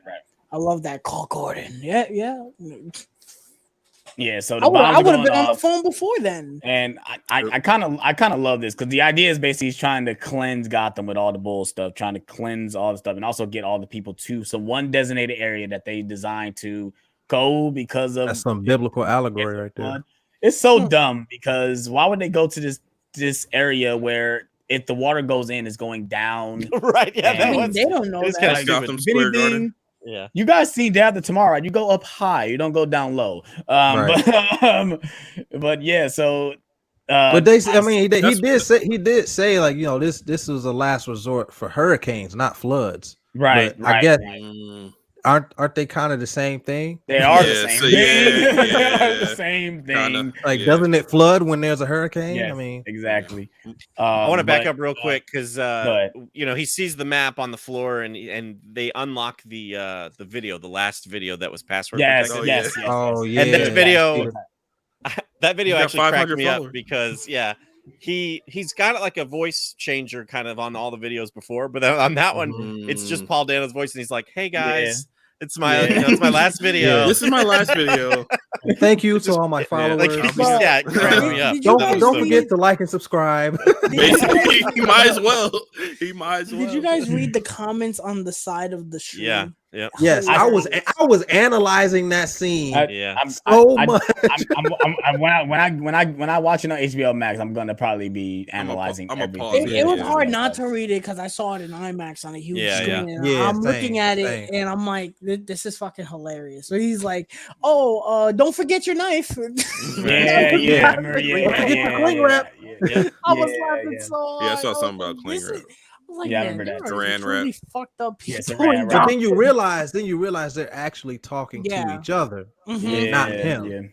Yeah. I like when they're like, the specific rifle bullets. These are the ones that will hurt. Caliber. They're talking to each other. I didn't even put that together until now. Yeah. Which is the reason why it's a group of Riddler followers there. Like, it makes sense that all his followers are the ones that are going to try to attack all the people in the arena. And I didn't like this. Gotham Square Garden.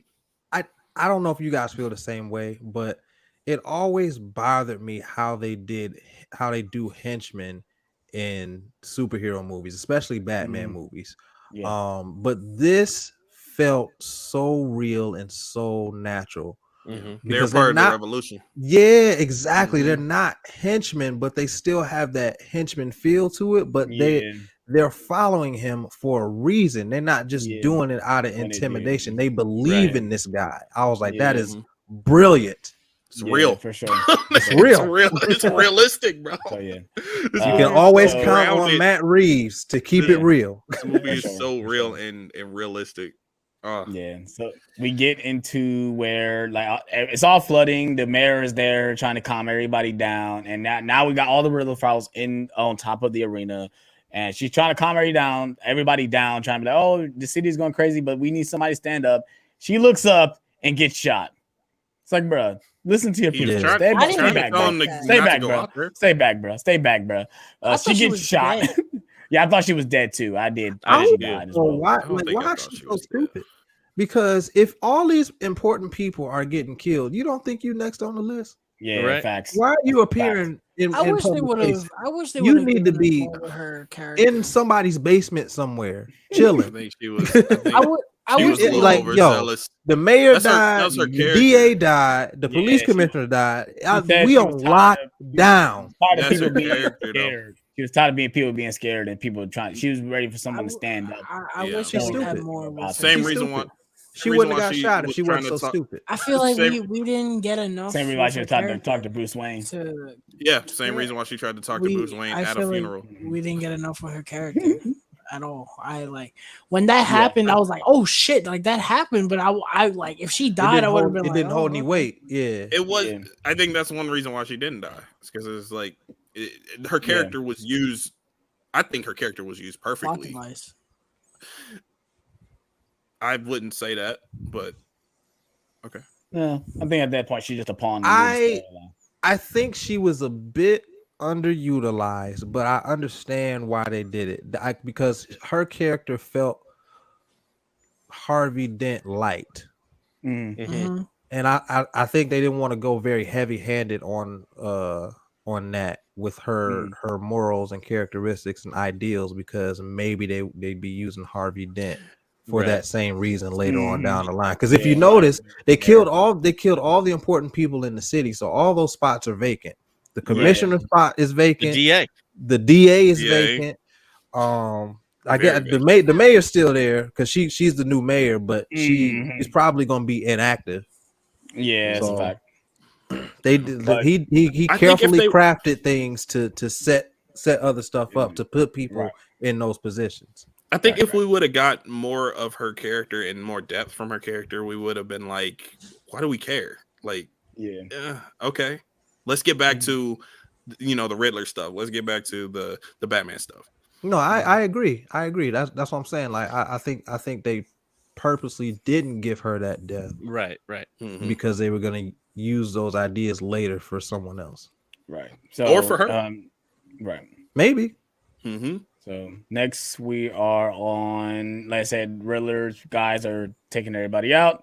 This is where we get the epic shot of Batman. Well, does anything happen with Batman before he gets to the arena? I don't think so. Batman No. has the epic shot No. where He has that. Yeah, he I has that love entrance. the part Just where they, peeling. when they Entrance. look up and they're like, He "What has is it. that?" bubbles happen, he just comes in. Oh my god! I said to my bro. fiance, I say, now that's how you make a fucking entrance. That's- Your that's- entrance was good. Show This was better. Yo, we got the entrance. We got the entrance with him coming out of the shadows. Now we got that kind of entrance. Right. Yes. Yes. Comes in, started I'm dogging. so glad. I'm really happy Okay, about this third act because I really want to talk about this third Before act. we keep going, there's breaking news on the Batman show, one of the shows. Matt Reeves says the Gotham PD spin-off series has pivoted its focus to Arkham Asylum. Arkham Asylum, yeah, I saw it. He describes it as leaning into the idea of a horror movie or a haunted house that is Arkham. Wow. Sounds- And maybe that it's gonna be hard ARP. It's gonna be HBO Max. Yeah, it definitely is. Is Matt Reeves gonna be over it? Is he gonna be Probably. directing? Okay. I believe he's going to be producing. I don't know if he's going to be directing, but he's definitely going to be producing. Okay. Nice. Okay. I really hope they do this right. I really want them to base it on. I can't even think of the name right now, but I'm thinking of the cover. Justin probably knows what I'm talking about. It's an Arkham Asylum graphic novel, and it's trippy. It is very trippy. It's really weird. I don't know. It's gonna bother me. I gotta find it. I don't know. But so yeah, we're on this scene. Oh, that's what it is. Arkham Asylum, a serious house on Serious Earth. I think that's what it's called. But I really hope they do that because that thing is weird and that definitely needs to be adapted. That fits perfectly for the tone of what Matt Reeves is doing for this. What's it called again? Arkham Asylum, Mm-hmm. a serious house on Serious Earth. Okay. All right, I might have to pick that one up. Oh yeah, there you go. Okay, cool. Okay. But yeah, so we're on this third act, and Batman is kicking ass as he always does. also getting his ass kicked. Also, like I said, yeah. I keep saying I love that he's getting his ass kicked as well. He's not like the master fighters we know He's not he is. perfect yet. Mhm. Yeah. Yeah. And then we get one of the great shots. I don't think it happens right here and now, but we get the smoke bomb sequence where he uses a smoke bomb and jumps out and start attacking the men. The music right there when he jumps out, that's it's so good. Yeah. Like, Yep. I like it's like the birth of the smoke bomb because he put it like an explosive on the fire extinguisher. Yeah. Yeah, you just took the words right out of my mouth. Like it gave me the idea. Like I can use smoke exactly. bombs Like, now. yep, gonna remember that trick. I gotta write that one down. I love that he's going on, taking out guys. Like even though we see the sequence in the trailer, I do love that shot in the trailer. So what happens next? I think he's still getting he ended up getting shot a couple times. A couple times. And he's hanging off the ledge. Yeah. There was a kick. There was a kick in that scene where it didn't really look like it made contact. That was the only issue that I had with any of the choreography. I don't remember that kick. Yeah, because he grabbed onto the like a beam or a pole and like he kicked out and it didn't make contact. And I just wish it was a tiny bit better edited right there, but that's the only issue I had with the choreography. Yeah. But then he's hanging off the ledge. Selena sees he gets blasted. Catwoman comes to save him. Oh, so we already talked about the smoke bomb. Yeah, I was trying to wait for you to come back, but you was gone. So yeah, but so yeah, good. that when that happened and it's poof, I was like, oh my god, this is Arkham. Oh my god, come here. Yep, perfect. Oh man, that was so perfect. So yeah, Selena comes save him. Then that's when she gets hit. Does she get hit or something like that? Yeah, she gets hit. She kisses him. Yeah, she kisses him to try to wake him up, right? Or something like that. He gets shot in the chest at some point. And that's like when she's trying to get him awake because he's like out of it from getting shot. And this man took so long. Well, I think he was realizing that he's about to kill the Batman. The guy that had him, that shot him, and then he fell off the ledge and he was holding on. And that man took so long to reload his gun. Yeah. I was like, I think he was trying to strike fear in Batman. Well, I think he was taking his time on purpose. He was like, "Ain't nothing you could do, so I'm gonna just take my." Yeah. But I was like, when I was watching, I was like, that's giving somebody enough time to come in and get him. So I didn't know who it was until I saw it. But so Selena gets about to die, and Batman hits himself with some type of adrenaline shot. He gets a rush and started going Ralphie. Damn, Christmas story shit on this nigga, bro. Ralphie. I thought of Cobra Kai. Do you guys think that was just straight adrenaline, or because it was green? Or do you think it was like Batman created Venom? Bane? Yeah. For Bane? Like Bane? Yeah, I can see that. Wow. I didn't even think of that. As soon as I saw that it was green and he was like, I could see them, I could see them doing Bane in the next movie because he just became the Batman that we know, and he just learned how to be Batman properly. I can see him facing Bane in the next movie in the sense that he's gonna face someone that he does not know what to do because he's so fucking big and just it's crazy because the game is like that. So Bane comes in the second Telltale game, and that happens. Like Bane literally destroys him because he doesn't know how to fight him. Because once he hits the Venom, he's unstoppable. He's berserker. Yeah, so that would be awesome if they did that. In that scene where he's going crazy on the guy, I thought it would have been funny because Gordon comes up behind him and he kind of stops. It would have been hilarious if he would have punched Gordon in the face. Again. Come on, man. That would have been hilarious. Been like Fast and the Furious. Been like Fast and the last one. Yeah.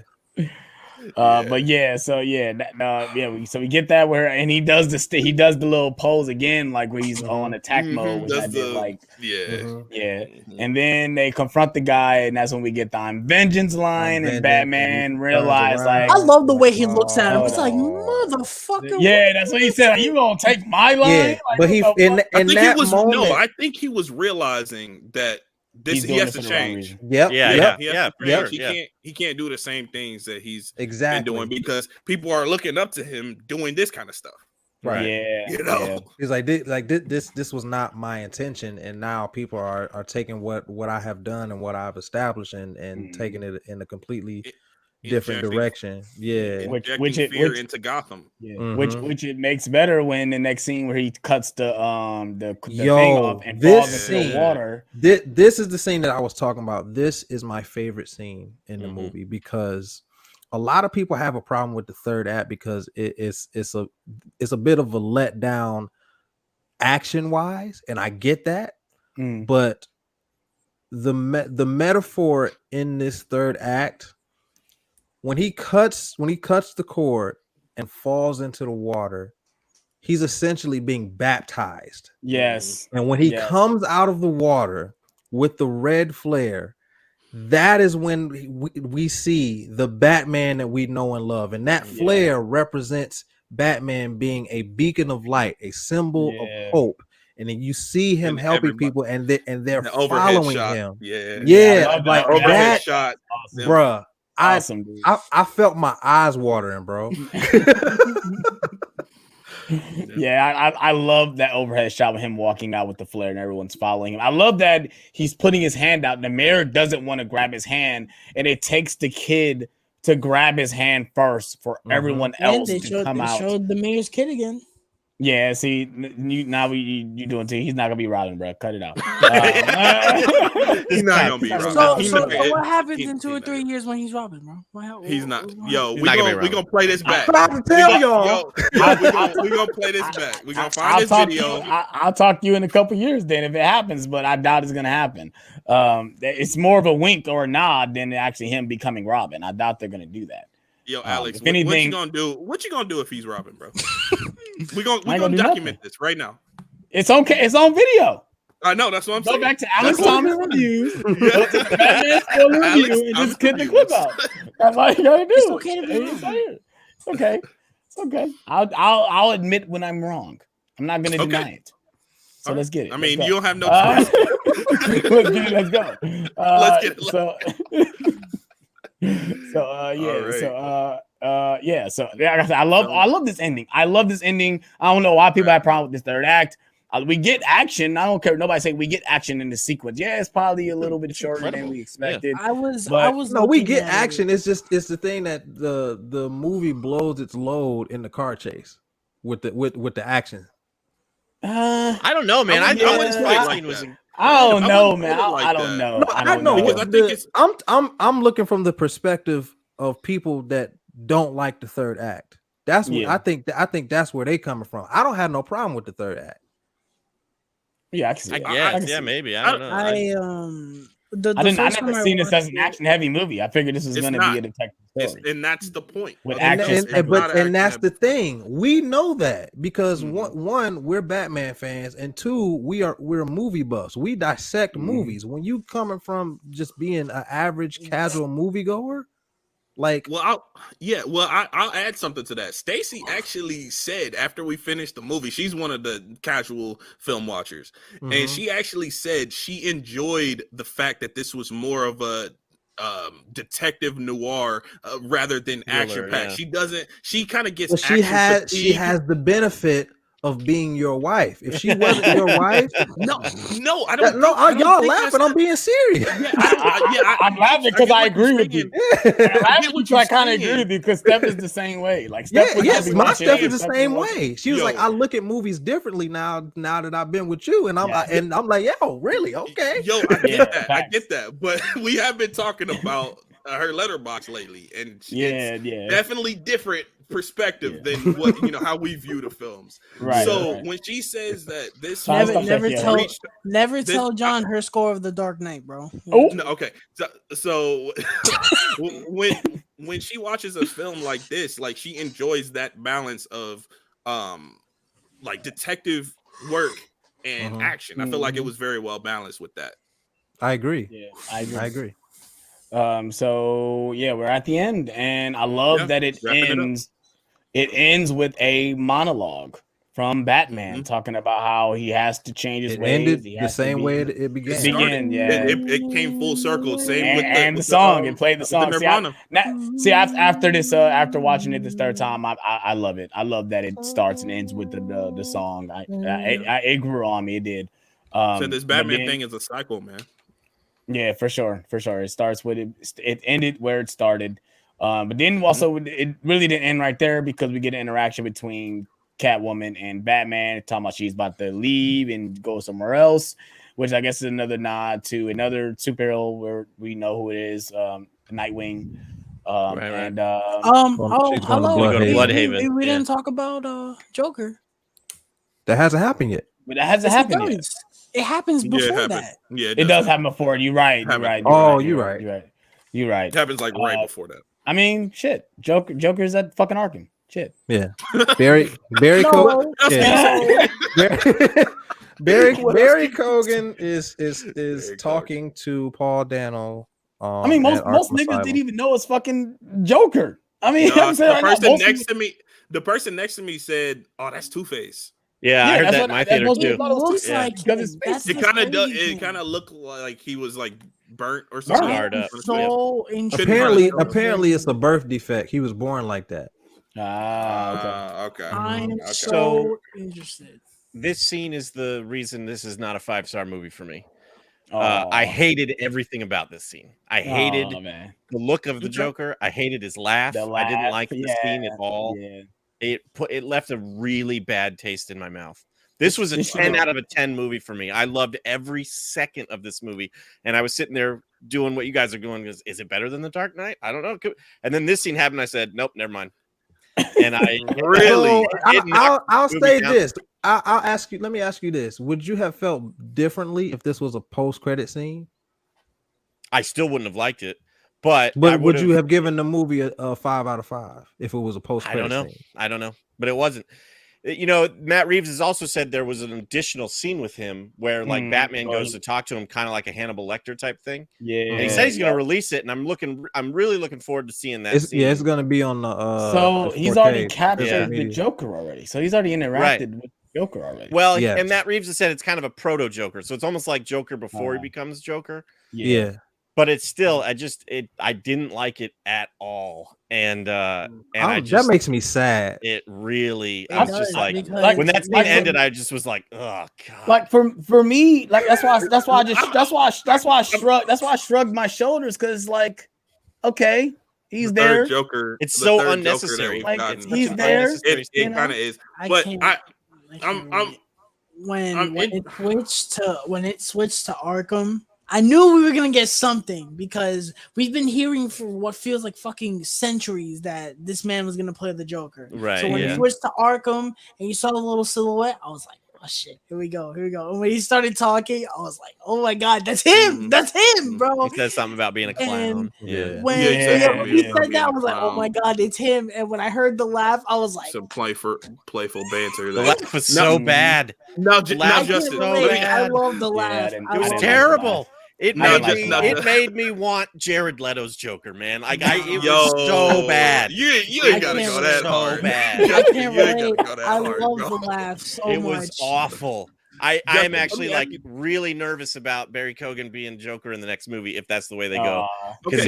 I don't feel the same way at all. I loved it. Now, while I wasn't crazy about the laugh, I don't hate it. It's just a regular laugh to me. Justin, you're so passionate about this. Let me ask you this though. And Justin is telling the truth because he's not very passionate about things that he No, hates. that's like what. this. That's why I'm So, kind of so you know he's telling the I truth. hated There's it. no I've there's never no heard him say changing he his hated mind on something. this. No, and I'm not trying to. I just want to have a little bit of better understanding. Do you feel like it's because it's another iteration of Joker? Because we've been having That's so what we many have- Stefan said. We have. Joker fatigue. I was when Joker they, fatigue. when the rumors came out that he was going to be the Joker, I thought there's no way. Number Mhm. one, I just didn't think they were going to have another villain be in this movie. But I Mhm. also thought, Jared Leto's played him fairly recently. Joaquin Phoenix just played him in the movie. I was like, I just don't see them putting Joker in this movie as well. So I was surprised that actually was true, that he actually was playing the Joker. Mhm. And if it had been a good interpretation, I would have been pumped. I don't think it would have Oh. bothered me, but it It's was like the worse than like characteristics. Gotham Joker, it was bad. Dang. You said worse than Gotham Joker. We haven't even Oh, seen man. him yet. I saw enough. I guess. saw enough, man. I saw enough. Dang. Damn, y'all want to talk about me? Shit. Tyler, Yeah, but you that's what I'm something saying. Like, else. okay, you said the scene was unnecessary, and I can agree with that. I can agree with that, too. Although I like the scene, it was unnecessary. We didn't. It would have need been it. better as a I will. post-credit That scene. is. scene. I I agree. will fast forward through that scene every time I watch it, but and then it'll be a 5-star movie for me. But But that's what I'm saying. Because the movie is over at that point. This is just Yeah. the epilogue. Yeah, for sure. That Yeah. really brought it down. That 2 minute, Half a minute and a star. half Was it? Yeah, brought it it was down like, a half star. I yeah, I ain't gonna lie to you guys. Wow. I kind of wish it would have ended at Batman looking up and it would have went dark. that would have been perfect. I kind That of was wish it would have amazing. ended. I kind of right agree there. with that. I Yeah. kind of agree with that. I did like the bat and the cast up. I did like Yeah, that that ending was of them cool. driving away, but I kind of wish it would have ended with Batman, the person Looking getting up put in the at the helicopter, Yeah. and it ends right there. I thought it Yeah. was gonna end right there. I'm like, Yeah. oh, this is Yeah, I perfect. agree. Boom, and then it keeps Cut to going. black. I agree. That would have been epic. But it keeps going. Like I said, I didn't mind the scene. That's why I said, Joker's here. Okay. I kind of felt the same way about it. I can't And relate. then- I got insanely hyped because I understand where you guys are coming from. But, we're getting Joker again. I was the same way, but after seeing this movie and seeing this world, me envisioning this world with a Joker in it, Yeah. with the Riddler, Yeah. Mhm. this is if the movie that we're getting next is Arkham Asylum, which I hope it is, and if not, then I hope that this leads into the show. Point Yeah. is, in this world with Riddler and Joker teaming up, I am so fucking ready for that.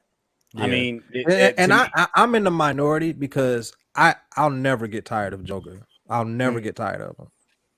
I know we've seen 30,000 Jokers in the last 10 years, but I don't care. I'll never get tired of him. I do kind of hope that what I just read is true about the Arkham or the GCPD show being Arkham.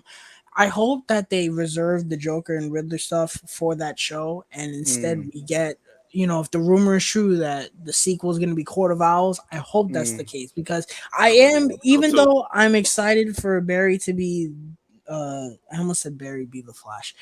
If Barry is the Joker, even though I'm excited for that, I do want new villains.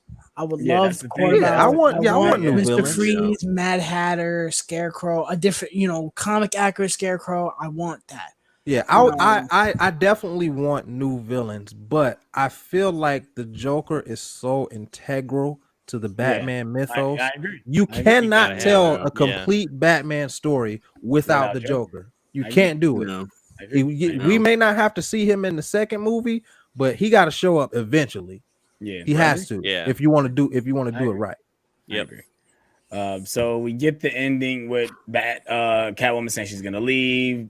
Bruce Wayne's kind of looking like he don't want her to leave, which I'd have been the same way. Like, why the fuck She is said, she No. leaving? come I with me. like that scene because he was about to kiss her. He leaned in and she was like, you already Yeah. spoken for. And I looked at like, the I like, symbol. yeah. Yeah. I like that line. Gotham. You're already spoken Yeah. for. Spoken It's for, just- because that was Gotham. cool. That was awesome. Yeah.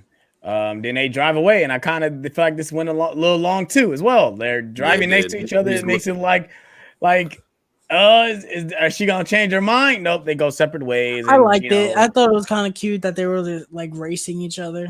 they were like doing it. And then he looks in the rear view and she goes into the smoke, into the fog. Yeah, then it ends. and that's it. I guess I kind of wish it would have ended with Batman looking up at a helicopter. We didn't need all this stuff. This all stuff could have been fucking in credit scene if it ended up okay. Yeah. But yeah, that's Batman, yo. I think we all gave it a 5 out of 5, besides Justin. He gave it 4.5. He loved it though. Justin, I really think you should reconsider because I understand that you hate the scene, but it doesn't change the rest of the movie though. It doesn't though. Justin is gonna rewatch this movie and give it a 5 out of 5. That's how pretty much all of us were. Yeah, I'll rewatch it for sure. Well, no, maybe me and John gave it a 5 out of 5 when we first saw it. So no, he gave it a 4.5 on the first time. John gave it a 4 out of 5. He gave I gave it a 4.5. Oh, I gave it a 4.5. It was me and Benji that gave it 5 out of 5 first. Well, and Luke now too. Yeah. Yeah.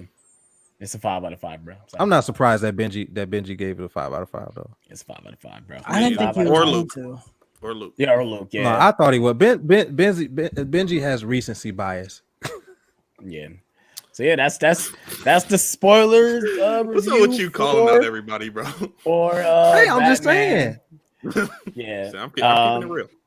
We're probably gonna watch this more times than we can count because when it comes to HBO Max, it's over with. It's over with. You know, all bets are off when it's on HBO Max. It's gonna be playing on a loop at my house. I'm triple dipping. It's another one I'm triple dipping on. I'm getting the Steelbook, the Digibook, the whatever Target do, whatever Walmart does. You know, like I'm getting the book, the Digibook, the Bookie book, the Steelbook, the Steelbook. I'll send you guys the link to when the Steelbook get announced, so we all can cohesively pre-order it at the same time. Please do. You know, I'll send it to the chat. John, don't miss out on this, bro. Have some money set aside, bro. You can't miss out on this one, bro. You missed out on No Way Home. You can't miss out on this one, bro. I missed out on No Way Home too, so I don't want to miss out. I feel like this movie definitely means more to John than No Way Home does. Yeah, absolutely, absolutely. Facts. But I know Justin probably probably would want to leave at this time because we're gonna talk about a little bit of physical media before we leave. Probably give it like another 5 minutes. I know Tyler wanted to talk about something he got from John.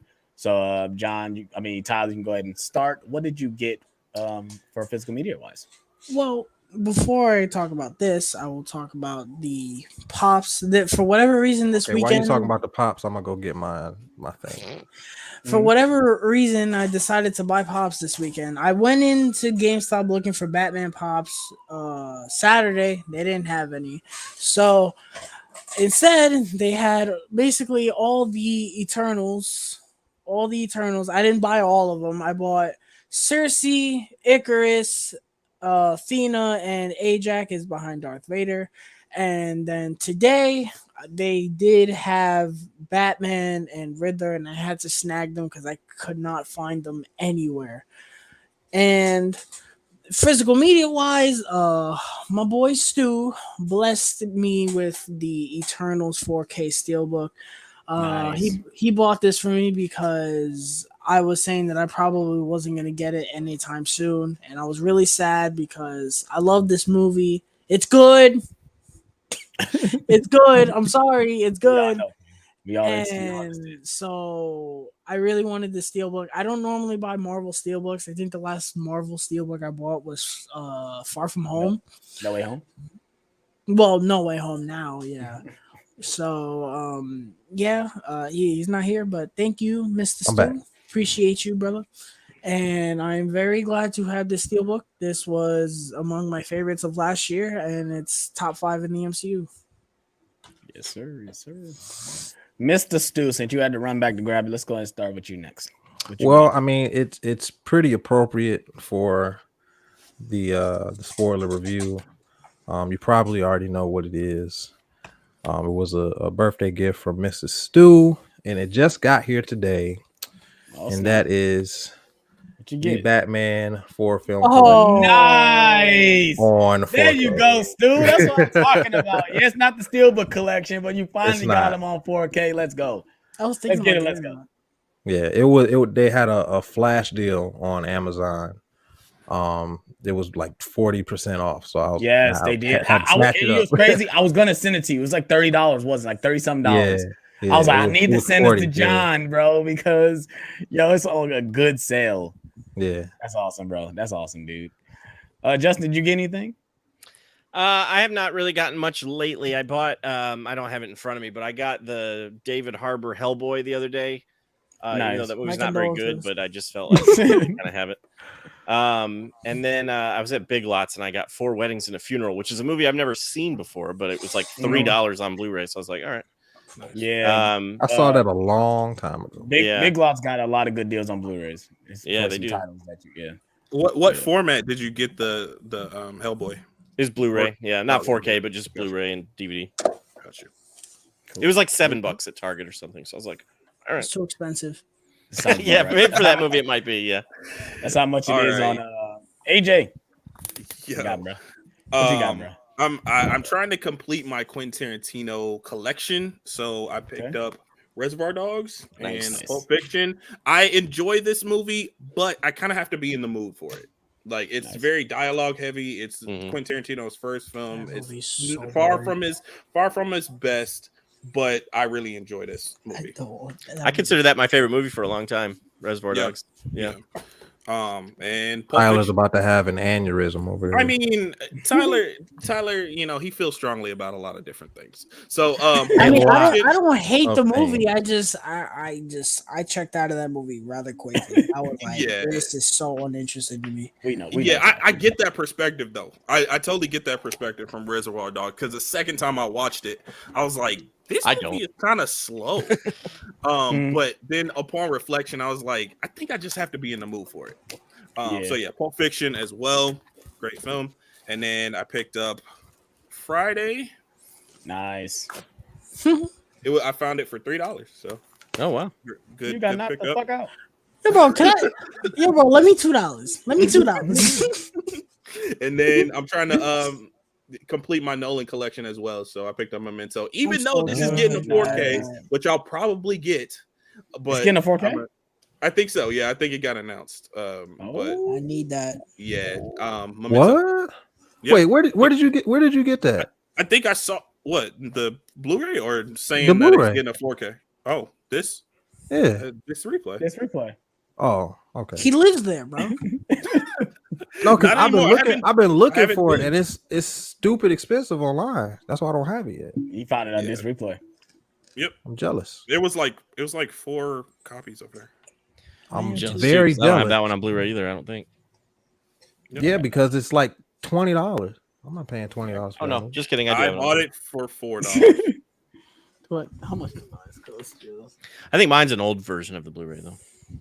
Yeah, I think you got- it's the 10th anniversary special edition. I don't know Yeah. what version that is, but that's what I got. And that's it.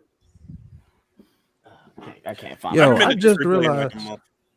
Nobody can see me, but that's the one. Oh yeah, I think I have that version. I think the one that Justin showed with it's the photograph. Yeah, Yeah. Oh yeah, I like that. I like that. The other photograph. Yeah. yeah, the other photograph. You can tell it's an old Blu-ray because of the way like they've got the Yeah. Yeah, the old special That's features how list and stuff. the thing for Blu-ray is. I just realized that the Batman on the cover of this box set is George Clooney. That's best his one. Are you silhouette. serious? This is George Clooney's silhouette. Hold on, bro. We're Hold it up again. gonna show you. We're gonna show you on the screen. Yep. Oh Yep. no! Oh, yeah. Wow. Oh, The goat. Why was that so genuine? The goat. It would be ridiculous if I thought that Joker in the Batman was terrible, but I thought George Clooney was the best Batman. I would have some questions. Yeah. All right, you I'm guys. Batman. I'm gonna show you guys what I picked up. I did go out Tuesday, but I didn't record anything because it wasn't nothing coming out. But I did go out and pick up some stuff. I picked up Transporter at Goodwill for like $1, and then I also picked up Stronger at that same Goodwill, brand new factory sealed for $1. So I got both of these for $2. I picked up Only God Forgives with Ryan Gosling. It was only $4. I picked up No, I haven't seen it, but I heard decent things about it. I picked up Top 5 with Chris Rock, another movie I haven't seen, but I heard good things about it. I don't know. I think I showed this last time, but Darkman. Yes, you did. 50 First Dates, Lilo and Stitch 2. I did pick up House of Gucci as well. Nice. Then I got I picked up the wrong Mission Impossible, but I got Mission Impossible 3 and 4. I love the cover for 3, bro. Yeah, I got 3 and 4. I got both. Nice. So now I got all the movies now on 4K. Nice. awesome. Nice. So, and then I also picked up the Hurt Locker Steelbook.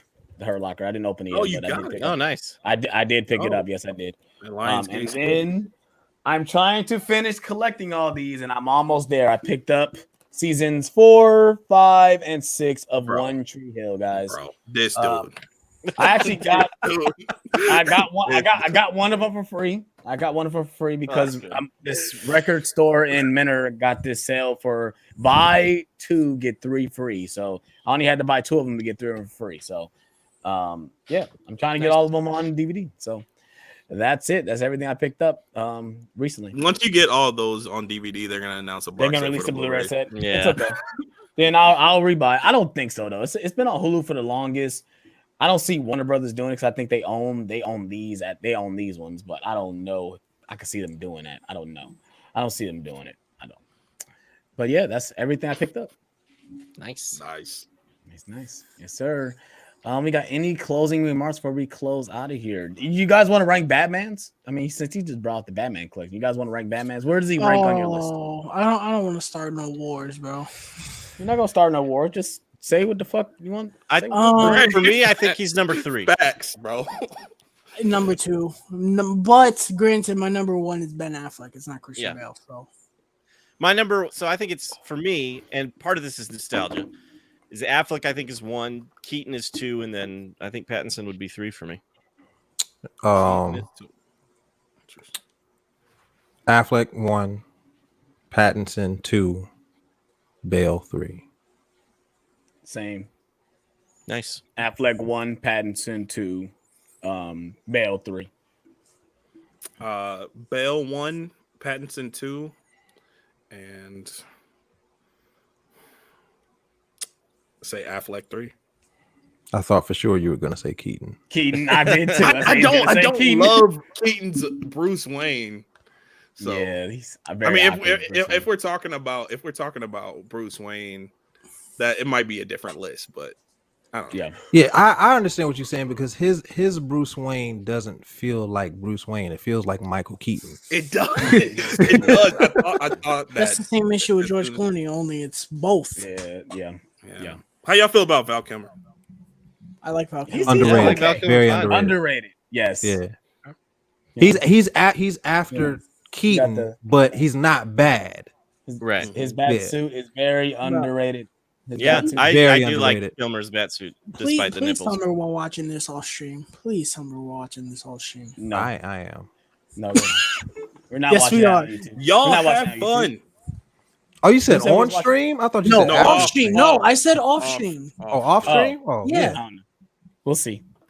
Y'all Bro, have fun with that. come on. Come on, don't All right. be You that- want don't to be see the like bad that, nipples, AJ. bro? Y'all have Don't be fun. like I don't that, want to. AJ. I don't want to see the bad credit card. But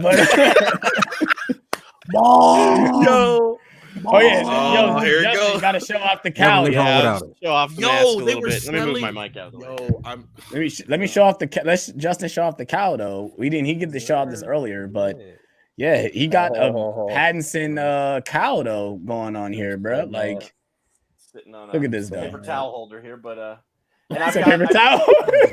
You didn't have to tell us that. You could have said it was a cow holder. You could have said it was a cow holder, bro. Oh yeah, I mean, paper towel. We holders would've work believed really you. well. we would have. Yeah, it's working really well though. It's It is. Yeah, it's pretty. Yo, pretty nice. I mean, it's I'm a pretty so decent mad. quality. You know, what you mad Yeah. for, right? plain rubber cow. I'm mad because when I saw the movie Thursday, they were selling them, and then I went back on Friday and I had my money ready, and they said we sold out yesterday. Oh wow. Wow. Damn, they were selling cows. Yes, at AMC. They were selling the back cow. Wow. AMC. The That's not where I Rouse got family this one. cow. You He said got that's his where you made. got that one? No, that's not where I got this one. Yeah, okay, no. yeah, because He got I his think made. it was. I think Yeah. it was different. It wasn't as much to it, but it was like Wow. $26. I even asked for They the price. I was were- like, how much? How they much were is this? running out of these too. Yeah, wow, that's sold out. crazy. I'm so But mad. yeah, I didn't get it. that does it, yo. We've been live for over 3 hours. I think this is the longest stream we have done. Yo. We went I'm longer probably than in the trouble. damn movie. Yeah, we went longer than the movie. But, I mean, Yeah, going shot for shot. I mean, yeah, we were going shot for shot. Though. I did want to talk about shot for shot because I feel like we would miss over scenes, and we kind of almost did. Like, shout out to you guys for helping me out with that too. But I mean, what we said off camera is that I don't think there's scene. Well, I think Justin would cut off the Joker stuff, but I don't think there's other scenes. I don't think there's any scenes that you would take out. That's the only one though. I mean that there's everything in the movie is is necessary. It's necessary and it's important. Yeah, it's important and it's perfect and that's the only scene that I would remove. Yeah, it still kind of then it would be a near perfect movie. It still kind of bums me out that's your reason for not giving it a 5 out of stars. 5. Yeah, that was a really terrible scene. Like I said, when watch Justin watches this again, I'm excited to see his thoughts and see if he gives it a 5. He might. Mm-hmm. I might. Maybe I'll change my mind on it, but that scene was it was so bad that it really ruined it for me. That sucks. Well, that we all right. We're about to end it right here. We're gonna end it with Justin with me on a negative note. Yeah, on a negative note. Let's go ahead and end it with let everyone know where they can find you, buddy. No. Tell me how wrong I am. You can find me on Instagram. Cinema Heroes is my handle. I'm also on YouTube. It's not Cinema Heroes, Superheroes Movies and Superhero Movies on YouTube, and that's the name of the podcast I do too. Justin, you got to figure out a way to make Cinema Heroes your name, bro. I know. I do need to figure that out. You got to figure it out, man. Yeah. Can you not put an underscore underneath it or something? Like do like an underscore or something? Yeah, I'll have to look into it. But yeah, that's where you can find me. Yeah, for sure. John Stewart, Smooth J Stew. What's going on, everybody? You guys know me, Smooth J Stew. Just search me in the search bar on YouTube. Smooth J Stew, I'll pop right up.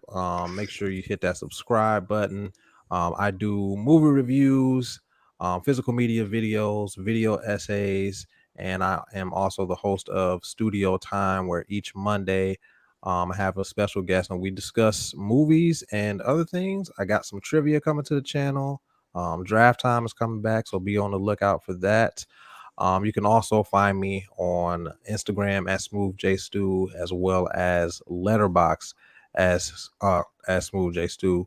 And I'm also on the Cinema Heroes podcast. I've been a featured guest frequently lately. So yeah, check me out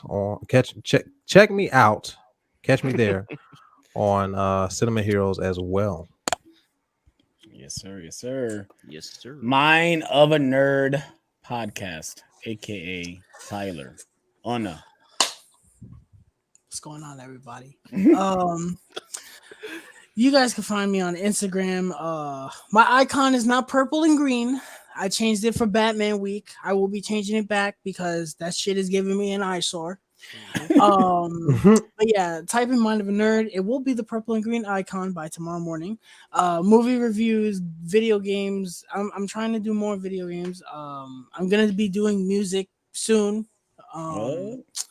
And this week is the start of the long Harry Potter month, baby. Let's get it. Tomorrow we'll be dropping my review for Sorcerer's Stone. Wednesday, I will be dropping my review for Chamber of Secrets. And Friday, Turning Red comes out. Yeah. I'm ready for you to eat those words, bro. I'm ready for you. I'm gonna be reviewing that, I guess. So yeah, weekly movie reviews. I did drop my review for the Batman yesterday. So if you guys have not checked that out, please go and check that out. So yeah, once again, Mind of a Nerd on Instagram. AJ reacts to. Yo, where can he find you at, buddy? Yo, first of all, thank you for having me on Nerd Talk. Once again, I love being on here, man. But you can find me on YouTube, Instagram, Twitter, Letterboxd, and Twitch, even Twitch. AJ reacts to. I react to trailers. I talk movies, music, TV. I even react to snacks, and that's coming not this coming week, but next week. The week of the, you said March, bro. I'll believe it when I see it. It is March. I'll believe it when I see it. Okay, all right. I bet. Bet. Bet. I will have those coming the week of March 14th. And yeah. Thanks again. We appreciate you. We appreciate Shout out to all you AJ's cat. guys. Always hold it down in the background. Always holding it down. Yo, we appreciate all you guys, man. Shout out to all you guys for joining today. Shout out to TGF. I know you missed it, but I mean, you a little late, TJ. Susan, you're awesome. Thanks for joining. Austin, Jason, Luke for being here earlier. Kevin for joining for a quick second. All you guys are awesome. Thank you for joining. Hunter, yeah, shout out to you too. And yeah, we are on this one, you guys. You guys already know who I am. I'm Alex Thomas. Hit that like button, please subscribe. We've been live for 3 hours. All of us are probably about to get yelled at by our wives. We're probably about to get yelled at by our wives in less than 5 minutes. So yeah, and we are on this one, you guys. Peace out.